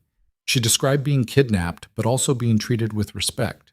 She talked about watching Jack struggle between ambition and honor, and finally choose honor. She ended by saying, "These men made terrible choices, but they also made the choice to do better. That deserves recognition." The judge listened without expression. When Eleanor finished, he turned to Jack. "Mr. Calder, why should I show you mercy? You kidnapped a woman, terrorized her, put her through an ordeal that could have ended in her death or worse." Jack met his eyes. "You shouldn't, Your Honor. If you want to send me to prison, I'll accept that sentence. I earned it. But my crew, they followed my orders. If there's mercy to be shown, show it to them. Ray, Tom, Marcus, Charlie, they're good men who made bad choices because they followed a bad leader. They deserve a chance to prove they can be better." "Noble sentiment, but you all participated in the crimes." "Yes, sir. We did. And we'd do the time if that's what justice requires. But we'd rather do something useful." The colonel mentioned 5 years of territorial service. Dangerous work. "We're willing. We're asking for the chance to prove ourselves through action, not words." Harrison sat back, thinking. The courtroom was silent except for the creak of benches and the rustle of clothes as people shifted nervously. Finally, the judge spoke. "I've reviewed the evidence. I've heard the testimony. The law is clear on kidnapping. It's a serious federal offense that typically carries a prison sentence of 10 to 20 years. Jack's heart sank. "However," Harrison continued, "the law also allows for judicial discretion in cases where mitigating circumstances exist. The testimony from Colonel and Mrs. Hale is compelling. The assistance you provided in the Barranca raid was significant, and your willingness to plead guilty and accept responsibility speaks to genuine remorse." He paused, letting the tension build. "Therefore, I'm prepared to offer an alternative sentence, 5 years of territorial service, as the colonel suggested. You'll be assigned to work under military supervision, performing duties that support law enforcement and settlement protection in the territory. The work is dangerous, the pay minimal, but at the end of 5 years, your records will be cleared. You'll be free men with a chance to start over." Relief flooded through Jack. Beside him, he heard Tom let out a breath, Charlie whisper a prayer of thanks. "However," the judge continued, There's another option. Miss McLeod has approached me with a proposal. Fiona stood. Your Honor, my shipping company requires men with frontier experience to manage overland transport routes between San Francisco and the Eastern Territories. The work serves territorial interests by facilitating legitimate commerce and reducing reliance on smuggling routes. I'm willing to take custody of Mr. Calder and his associates, employing them under strict supervision. They'd still be serving the territory, but through commerce rather than military service. Harrison looked at Jack. What Miss McLeod is proposing is essentially a form of bonded service. You'd work for her company for 5 years, under terms that I would approve and monitor. At the end of that time, assuming satisfactory performance, your records would be cleared just as with military service. The difference is you'd be building something, a business, a future. But you'd be bound to that service just as surely as to military duty. Perhaps more so, since Miss McLeod would have direct authority over you. Jack looked at Fiona. She met his gaze steadily, no pleading in her eyes, just that same determination he'd seen last night. This was his choice. She was offering, but not begging. He thought about 5 years of military scouting, hard, dangerous work that might get him killed, but would leave him free and unattached at the end. He thought about 5 years working with Fiona, building something real but also entangling himself in commitments he'd spent 20 years avoiding, safe versus significant, running versus staying. The choice was as clear as it was terrifying. Jack stood. Your Honor, I'd like to accept Miss McLeod's proposal, with one condition. Which is? That my crew gets the same choice. If they want military service, they get it. If they want to work with me in the shipping business, Miss McLeod finds positions for them too. But it's their choice, not mine. Fiona nodded. I can accommodate that. The judge looked at the other 4 men. Gentlemen, what's your preference? Tom spoke first. I'll go with Jack. Someone needs to keep him honest. Marcus nodded. Same. I'm curious about the shipping business. Charlie grinned. Beats getting shot at by Apache scouts. I'm in. Ray sighed dramatically. You people are going to be the death of me. But fine. I'm in too. Someone has to provide comic relief. Harrison allowed himself a small smile. Very well. I'm approving Miss McLeod's proposal. 5 years of bonded service to McLeod Shipping, supervised by the Territorial Marshal's Office with quarterly reports to this court. Terms to be drawn up and signed within 1 week. Violation of terms results in immediate imprisonment. Understood? Yes, Your Honor, they all said. Then this court is adjourned. Gentlemen, don't make me regret this decision. The gavel came down with a crack that sounded like a door closing on one life and opening on another. Outside the courthouse, Tucson's afternoon heat hit like a physical force. Jack stood blinking in the sunlight, a free man for the first time in hours, though bound by new obligations that felt heavier and more real than prison bars. Fiona approached, all business. We'll need to discuss logistics. I've secured office space in town. We can meet there tomorrow to begin outlining the transport routes. And Fiona, Jack interrupted. Can we just walk? Just for a bit? She studied him, then nodded. All right.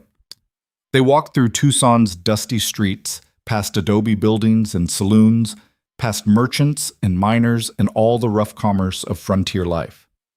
Jack's crew followed at a distance, giving them space but staying close enough to intervene if needed. You're scared, Fiona said after a while. It wasn't a question. Terrified. Of me? Of everything. Of failing. Of succeeding. Of letting you down. Of becoming someone I can't recognize. Jack stopped walking, turned to face her. I don't know how to do this, Fiona. I don't know how to be the man you need. I don't need you to be anyone but yourself. Just a better version of yourself. The version I saw glimpses of when we were children. The version that protected Eleanor Hale. The version that chose honor over gold. She reached out, touched his arm gently. That man is in there. We just need to give him room to grow. And if he doesn't, if I'm too broken, too far gone, then we'll deal with it together. That's what partners do. Fiona's voice softened. I'm not asking for perfection, Jack. I'm asking for effort. Honest effort towards something better. Can you give me that? Could he? Jack thought about the last 10 years, running, stealing, living moment to moment with no thought for tomorrow. He thought about the week just past, choosing to protect Eleanor, walking away from the Gatling gun, raiding the fortress not for gold, but for justice.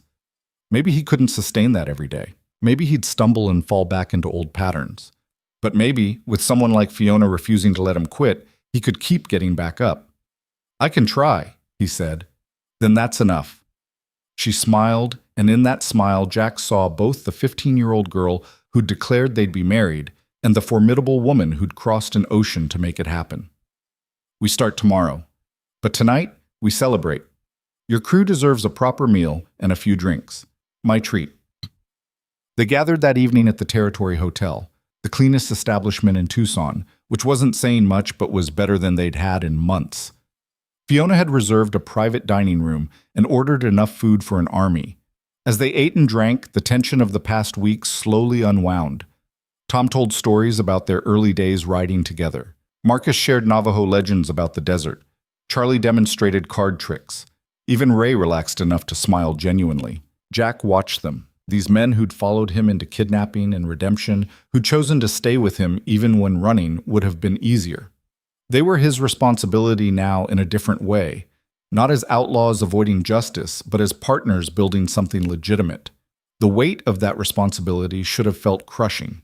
Instead, it felt almost comfortable, like putting on clothes that fit properly after years of wearing ill-fitting hand-me-downs. Fiona caught his eye across the table and raised her glass.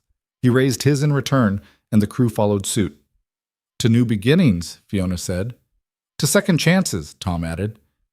"To not hanging," Ray contributed, getting laughs. "To something that matters," Jack said quietly, echoing the toast they'd made at the fortress. They drank, and Jack tasted not just whiskey, but possibility, future, the strange, bittersweet flavor of hope mixed with fear. Tomorrow, they'd start the real work. Tomorrow, the 5-year commitment would begin. Tomorrow, he'd start learning how to be someone worth Fiona's faith in him. But tonight, for just a few hours, he let himself simply be. Not an outlaw, not a criminal, not someone running from his past. Just Jack Calder, sitting with friends, and the woman who'd refused to forget him, eating good food and drinking decent whiskey, and daring to imagine that maybe, just maybe, the legendary ending he'd been chasing had been the wrong dream all along. Maybe the real legend was in the living, in the choosing to be better, in the building of something that lasted beyond a single desperate gamble. Maybe that was enough. The first 6 months were harder than Jack had imagined. Fiona's shipping business was legitimate and complex, requiring attention to details Jack had never cared about as an outlaw. Manifests, tariffs, shipping schedules, contracts with merchants who expected punctuality and professionalism. The overland routes between San Francisco and the Eastern Territories were fraught with challenges: weather, bandits, broken axles, sick animals, and 100 other problems that needed solving every single day. Jack and his crew started by running a single route between Tucson and the California coast, carrying goods that Fiona's ships brought from Glasgow and beyond. Tom handled logistics, his methodical nature perfect for tracking inventory. Marcus used his knowledge of the territory to find the safest, fastest paths. Charlie's friendly manner helped negotiate with merchants and settlers along the route. Ray, despite his complaints, turned out to have a gift for repairing equipment and keeping wagons running. And Jack led them, making decisions not about which target to hit next, but about how to deliver 12 crates of Scottish wool to a merchant in Yuma without losing money on the transport. It was honest work. It was exhausting. And some days Jack hated every minute of it. "This is harder than robbing stages," he told Fiona one evening in the Tucson office. They'd been working through accounts for 3 hours, and his eyes burned from reading ledgers by lamplight. "Robbing stages doesn't build anything," Fiona said without looking up from her own paperwork. "This does. Every successful delivery establishes reputation. Every satisfied merchant becomes a repeat customer. It's slower than stealing, but it lasts. I'm not sure I'm cut out for lasting." "Then you'd better learn." She set down her pen and looked at him directly. "Because I didn't cross an ocean and invest in this business to watch you quit when things get difficult. You made a commitment, Jack Calder. I expect you to honor it." Her bluntness should have irritated him. Instead, it steadied him. Fiona didn't coddle or make excuses. She told him the truth and expected him to be strong enough to handle it. After years of lying to himself and others, the honesty was bracing. "I'm not quitting," he said, just complaining. Then complain less and work more. We've got the Prescott route to plan for next week. They worked late into the night, and when Jack finally left the office, his head full of numbers and routes and schedules, he realized something had shifted. The restlessness that had driven him toward bigger and bigger gambles, it was still there, but quieter, focused on legitimate challenges instead of criminal ones. Maybe this was what growing up felt like. Finally, at 32 years old, learning to channel ambition into building instead of destroying. The courtship with Fiona developed in stolen moments between business demands. She was right that they needed to know each other as adults, not as the children they'd been. They took walks through Tucson in the evenings when work permitted, talking about everything and nothing. She told him about building her father's business into something larger, about the challenges of being a woman in a male-dominated trade, about the loneliness of success without someone to share it. He told her about the emptiness of the outlaw life, the constant running, the way small crimes had escalated because he kept chasing something he couldn't name. He told her about Eleanor and the kidnapping, holding nothing back, watching her face for judgment. "You could have kept running," she said when he finished. "Could have sold her to that cord creature, gotten your weapon, maybe even survived the fortress raid. Why didn't you?" Because looking at her, hearing her talk about her husband and their life together, it made me realize what I'd become. Someone who was willing to destroy other people's happiness just to prove his own life meant something. Jack picked up a stone and turned it over in his hands. "That's not who I wanted to be, not anymore." "And who do you want to be?" "I'm still figuring that out. But someone better than I was. Someone worthy of—" He stopped, uncertain. "Worthy of what?" "Of this. Of you. Of a second chance." Fiona took his hand, the gesture simple but weighted with meaning. "You're already worthy, Jack. You just need to believe it." They didn't kiss that night, but something shifted between them. An understanding that this was real, that they were building towards something neither of them could predict, but both were willing to try for.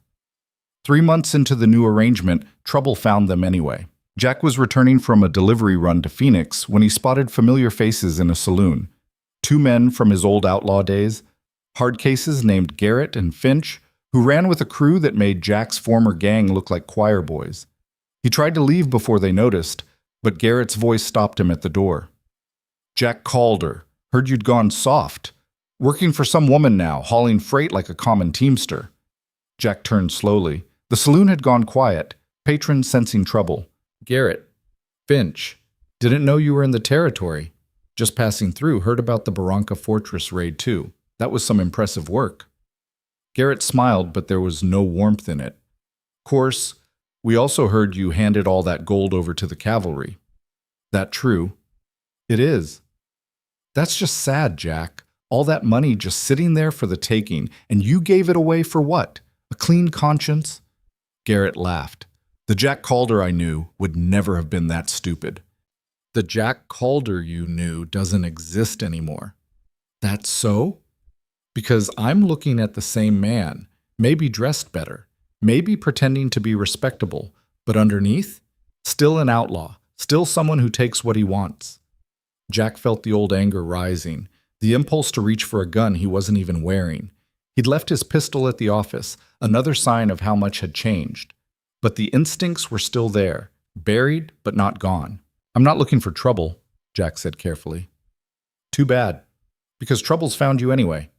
Garrett stood, his partner following suit. "We've got a job planned, big one. Could use someone with your skills. Interested?" "No." "You sure? Because the way I hear it, you're barely making enough to keep your crew fed with this freight hauling nonsense. One good score and you'd be set. Could buy out your contract with that McLeod woman, disappear to Mexico, live like a king." For just a moment, Jack considered it. The familiar pull of easy money, of the excitement he'd been missing these past months. One job. One score. Enough to solve all his problems. Then he thought about Fiona working late over ledgers, building something real. About his crew who'd chosen to stay with him, trusting he'd lead them towards something better.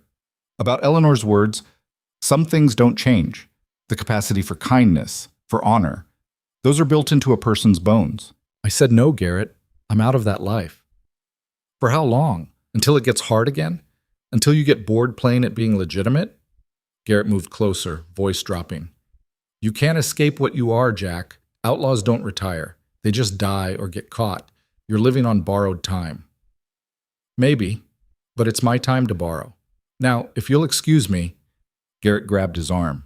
I'm not done talking. The saloon went completely silent. Jack looked down at Garrett's hand, then up at his face. Let go. Or what? You going to fight me? You're not even armed. Don't need to be armed to break your nose. For a tense moment, violence hung in the air like smoke. Then Finch spoke up. Garrett, let it go. He's not interested. Garrett held Jack's gaze for another heartbeat, then released his arm. Your loss. But when this respectable life collapses, and it will, don't come looking for us. You made your choice. They left. Jack waited until they were gone, then walked out himself, aware of everyone watching, judging, wondering if the reformed outlaw would slip back into old patterns. Outside, Tom was waiting with the wagon. Saw those two go in, was about to come get you. Didn't need rescuing. Maybe not, but old habits, old friends, they're dangerous. Tom studied him. You all right? Yeah, just got reminded why I left that life behind. They rode back to Tucson in silence. Jack reported the encounter to Marshal Davies, who made notes and promised to keep an eye on Garrett and Finch. Then Jack went to Fiona's office, needing to see her, to ground himself in the reality of what he was building instead of what he'd left behind. She looked up as he entered. You look terrible. What happened? He told her everything. She listened without interruption, her expression unreadable. When he finished, she said simply, Did you consider it? Going with them? For about 2 seconds. Then I remembered what I'd be giving up. Which is? This? You? A future that doesn't end with a bullet or a noose. Jack sat across from her. It's not easy, Fiona. Some days I miss the excitement, the freedom of not having responsibilities. But going back would mean losing everything that matters. And I'm finally starting to understand what matters. She reached across the desk and took his hand. It will get easier, not quickly and not without setbacks. But the work you're doing, the man you're becoming, it's real, Jack. It's worth the struggle. Is it enough? Am I enough? For what? For you. For this. He gestured around the office, meaning more than just the room. I'm still learning how to be the man you deserve. What if I never get there? Fiona stood and came around the desk, pulling him to his feet. I don't need you to be perfect. I need you to be present. To keep choosing this, choosing us, even when it's hard. Can you do that? Jack thought about it honestly. Could he keep choosing this life with its ledgers and schedules and legitimate challenges? Could he keep turning away from the pull of easy money and excitement? Could he build something lasting with this fierce Scottish woman who demanded his best self? He didn't know for certain, but he knew he wanted to try. Yes, he said, I can do that. She kissed him then, the first real kiss they'd shared. It was tentative and fierce all at once, tasting of whiskey and ink and possibility. When they broke apart, Fiona said quietly, The 6 months is almost up. We need to make a decision about the arrangement. What do you want? I want you to marry me. Not because our fathers arranged it 20 years ago, but because we're choosing it now, as the people we've become. She paused. But I need to know you're choosing it for the right reasons. Not out of obligation or gratitude, but because you want to build a life with me. Jack looked at this woman who'd crossed an ocean, who'd built an empire from her father's modest business, who'd seen the worst of him and still believed he could be better. The answer had probably been inevitable from the moment she'd walked into that consultation room, but he'd needed time to trust it. I want to marry you, he said, not because of some old arrangement, because you make me want to be someone worth marrying, because when I imagine the next 5 years, the next 50 years, I want to spend them with you, building something real together. Even knowing I'll never let you take the easy path, that I'll push you to be better, always? Especially knowing that. Fiona smiled, and Jack saw both love and determination in her eyes. Then we'll be married, soon before you lose your nerve or I come to my senses. They were married 3 weeks later in a simple ceremony at the Tucson courthouse. Judge Harrison officiated, seeming pleased to see the arrangement working out. Colonel and Mrs. Hale attended, having traveled from Fort Dry Mesa specifically for the occasion. Eleanor hugged Jack tightly before the ceremony. You did it, she said. You chose the harder path and made it work. Not sure about the making it work part. Still figuring that out daily. That's all any of us can do, but you're trying, Jack. That's what matters. She glanced at Fiona, who was speaking with her husband. She's formidable. You're going to have your hands full. Don't I know it? Eleanor laughed. Good. You need someone who won't let you quit on yourself. We all do. The ceremony itself was brief. Jack's crew stood as witnesses, all of them cleaned up and looking almost respectable. Ray had tears in his eyes, though he'd deny it later. Tom gripped Jack's shoulder with quiet approval. Marcus and Charlie grinned like fools. When Harrison pronounced them married, Fiona kissed Jack with a confidence that suggested she'd waited 20 years for this moment and wasn't going to waste it. Jack kissed her back, tasting salt and sweetness and the strange flavor of commitment freely given. That night, they stayed at the Territory Hotel in the best room available. It wasn't fancy by Eastern standards, but it was clean and private and theirs. They sat together by the window, watching Tucson settle into darkness. Scared? Fiona asked. Terrified. You? Same. She leaned against him.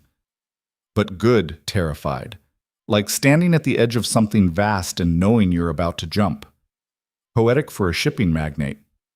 I contain multitudes. She smiled. So do you, Jack Calder. You're just starting to discover them. They made love that night with tenderness and uncertainty, learning each other as new spouses do, building intimacy that would deepen with time. Afterward, lying in the darkness, Jack felt something he hadn't felt in years. Peace. Not the empty peace of resignation, but the active peace of knowing he was where he belonged. Thank you, he said quietly. For what? For not forgetting me. For believing I could be more than what I was. Fiona was quiet for a moment. You would have found your way eventually. I just helped you find it faster. Maybe, but I'm grateful anyway. She kissed his shoulder. Get some sleep. We've got work tomorrow. Those Prescott contracts won't negotiate themselves. Jack fell asleep smiling, this fierce, practical woman beside him, the future stretching out uncertain but no longer terrifying. The remaining years of the bonded service passed faster than Jack expected. The business grew steadily under their combined management.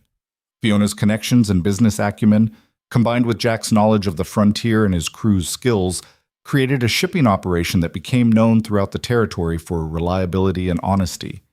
They expanded beyond simple freight hauling to passenger transport, mail delivery, and eventually investment in the new telegraph lines stretching across the West. Tom proved to have a genius for logistics that Fiona utilized extensively, eventually making him a partner in the business.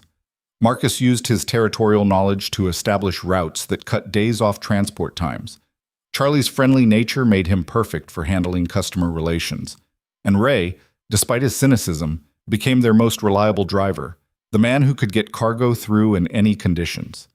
Jack learned to love the work, or at least to find satisfaction in it. Building something real required different skills than robbing stages. But the core challenge remained the same, solving problems, reading situations, leading men. He was still using the talents that had made him a successful outlaw, just directing them toward construction instead of destruction. He and Fiona built a life together that was sometimes difficult but never boring. She pushed him constantly to be better, to think bigger, to embrace legitimate ambition. He grounded her, reminded her that business success meant nothing without human connection, that profit wasn't the only measure of value. They fought sometimes, fierce arguments about business decisions or personal matters, but they learned to fight fair, to listen, to compromise, and always they came back together, united by commitment and growing love. 2 years into the marriage, Fiona announced she was pregnant. Jack had never thought much about children, but watching her belly swell, feeling the baby kick against his hand, he discovered a protectiveness and tenderness he hadn't known he possessed. Their daughter was born in San Francisco, where they'd moved to be closer to Fiona's shipping operations. They named her Margaret, after Fiona's mother, Maggie for short. She had her mother's red hair and her father's restless eyes. And from the moment Jack held her, he understood why men worked themselves to death providing for their families. This tiny creature was his legacy, more real and lasting than any robbery or raid could ever be. She's perfect, he whispered, holding her while Fiona recovered from the birth. She's loud and demanding and exhausting, Fiona said, smiling tiredly. Just like her father. I was never demanding. You demanded a second chance. You demanded I believe in you. You demanded we build this life together. Fiona's eyes were soft. I'm glad you did. Jack looked at his daughter, then at his wife, and felt the weight of responsibility settle over him like a cloak. But it wasn't crushing. It was purposeful. He had people depending on him now, not out of criminal loyalty, but out of love and family. That was terrifying and wonderful all at once. The 5 years of bonded service ended almost without Jack noticing. Marshal Davies sent the final report to Judge Harrison, noting exemplary performance and complete rehabilitation. The judge signed the paperwork clearing their records and sent congratulations. Jack read the letter in his San Francisco office, surrounded by shipping manifests and business correspondence. Maggie sleeping in a basket nearby. Free. Fully, legally, officially free. No longer an outlaw, no longer bonded, just a businessman with a family and a future. Fiona found him there an hour later, still holding the letter. Everything all right? Yeah, just thinking about how far we've come. We. She arched an eyebrow. You mean how far you've come? I was always respectable. Debatable. You married an outlaw. I married a man trying to be better. There's a difference. She sat beside him, looking at their daughter. Are you happy, Jack? Truly? He thought about it honestly. Was he happy? His days were filled with work that was often tedious. He'd never be wealthy beyond measure, never be famous or legendary. His name wouldn't echo through history. He was just Jack Calder, shipping operator, husband, father, former outlaw, trying to live a decent life. Yeah, he said. I think I am. Not the way I imagined happiness when I was younger, but something better, something real. Good, because we just secured a contract with the Transcontinental Railroad. It's going to require expanding operations significantly, probably hiring another dozen men, investing in new equipment. Jack laughed. You couldn't let me have one peaceful moment of reflection, could you? There'll be time for reflection when we're old and gray. Right now we've got work to do. And they did. The business continued growing, eventually becoming one of the largest shipping operations on the Pacific coast. Jack's crew all prospered with it, each finding their place in the expanding empire. Tom married a widow from Sacramento and settled into domestic contentment. Marcus split his time between the business and teaching navigation to new drivers. Charlie got elected to the San Francisco City Council, his natural friendliness translating into political success. Ray remained perpetually single but became wealthy enough not to care, investing his earnings wisely and eventually retiring to a ranch in Oregon. News came occasionally from the old life. Silas Cord was arrested for human trafficking and sentenced to prison, where he died within a year. The Barranca Fortress site was converted to a legitimate trading post. Colonel Hale retired as planned and moved with Eleanor to Philadelphia, where they lived comfortably on his military pension. They exchanged letters with Jack and Fiona for years, maintaining a friendship born from extraordinary circumstances.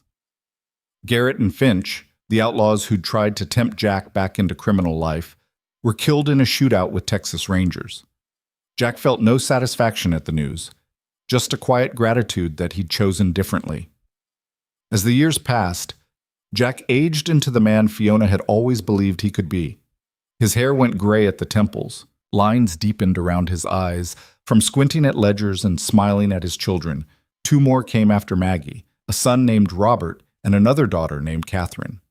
He built a house in San Francisco with a view of the bay, far from the frontier deserts where he'd wasted his youth. He taught his children about the desert anyway, about reading the land and surviving harsh conditions.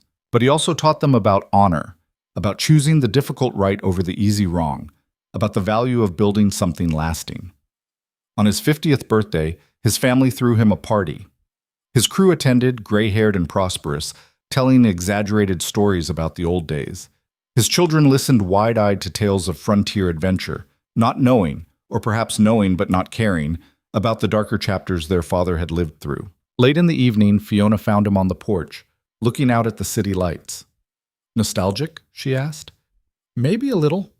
Thinking about what I wanted when I was young, the legendary ending, the big score, the name that would echo through history. And now? Jack gestured at the house behind them, full of family and friends and laughter. Now I've got this, not legendary, just real, just good. Is it enough? More than enough. He pulled her close. You know what's funny? I thought I wanted to be remembered, but what I really wanted was to matter, to have a life that meant something beyond just survival. I got that. Just not the way I expected. Life rarely goes the way we expect. That's what makes it interesting. They stood together watching the city, this Scottish woman who'd crossed an ocean for an old promise, and this former outlaw who'd finally learned to stop running. Their story wasn't the stuff of dime novels or frontier legends. No great battles, no dramatic last stands, no legendary final ride into history. Just two people who'd chosen each other, chosen better paths, and built something lasting from the wreckage of what might have been. In the end, that was its own kind of legend. Quieter, perhaps, but no less meaningful. Jack Calder had come west chasing glory and found something better. He'd wanted his name to echo through history, but discovered that being remembered by your children, being loved by your wife, being respected by honest men, that was worth more than any legendary ending could ever be. He'd found a life worth keeping.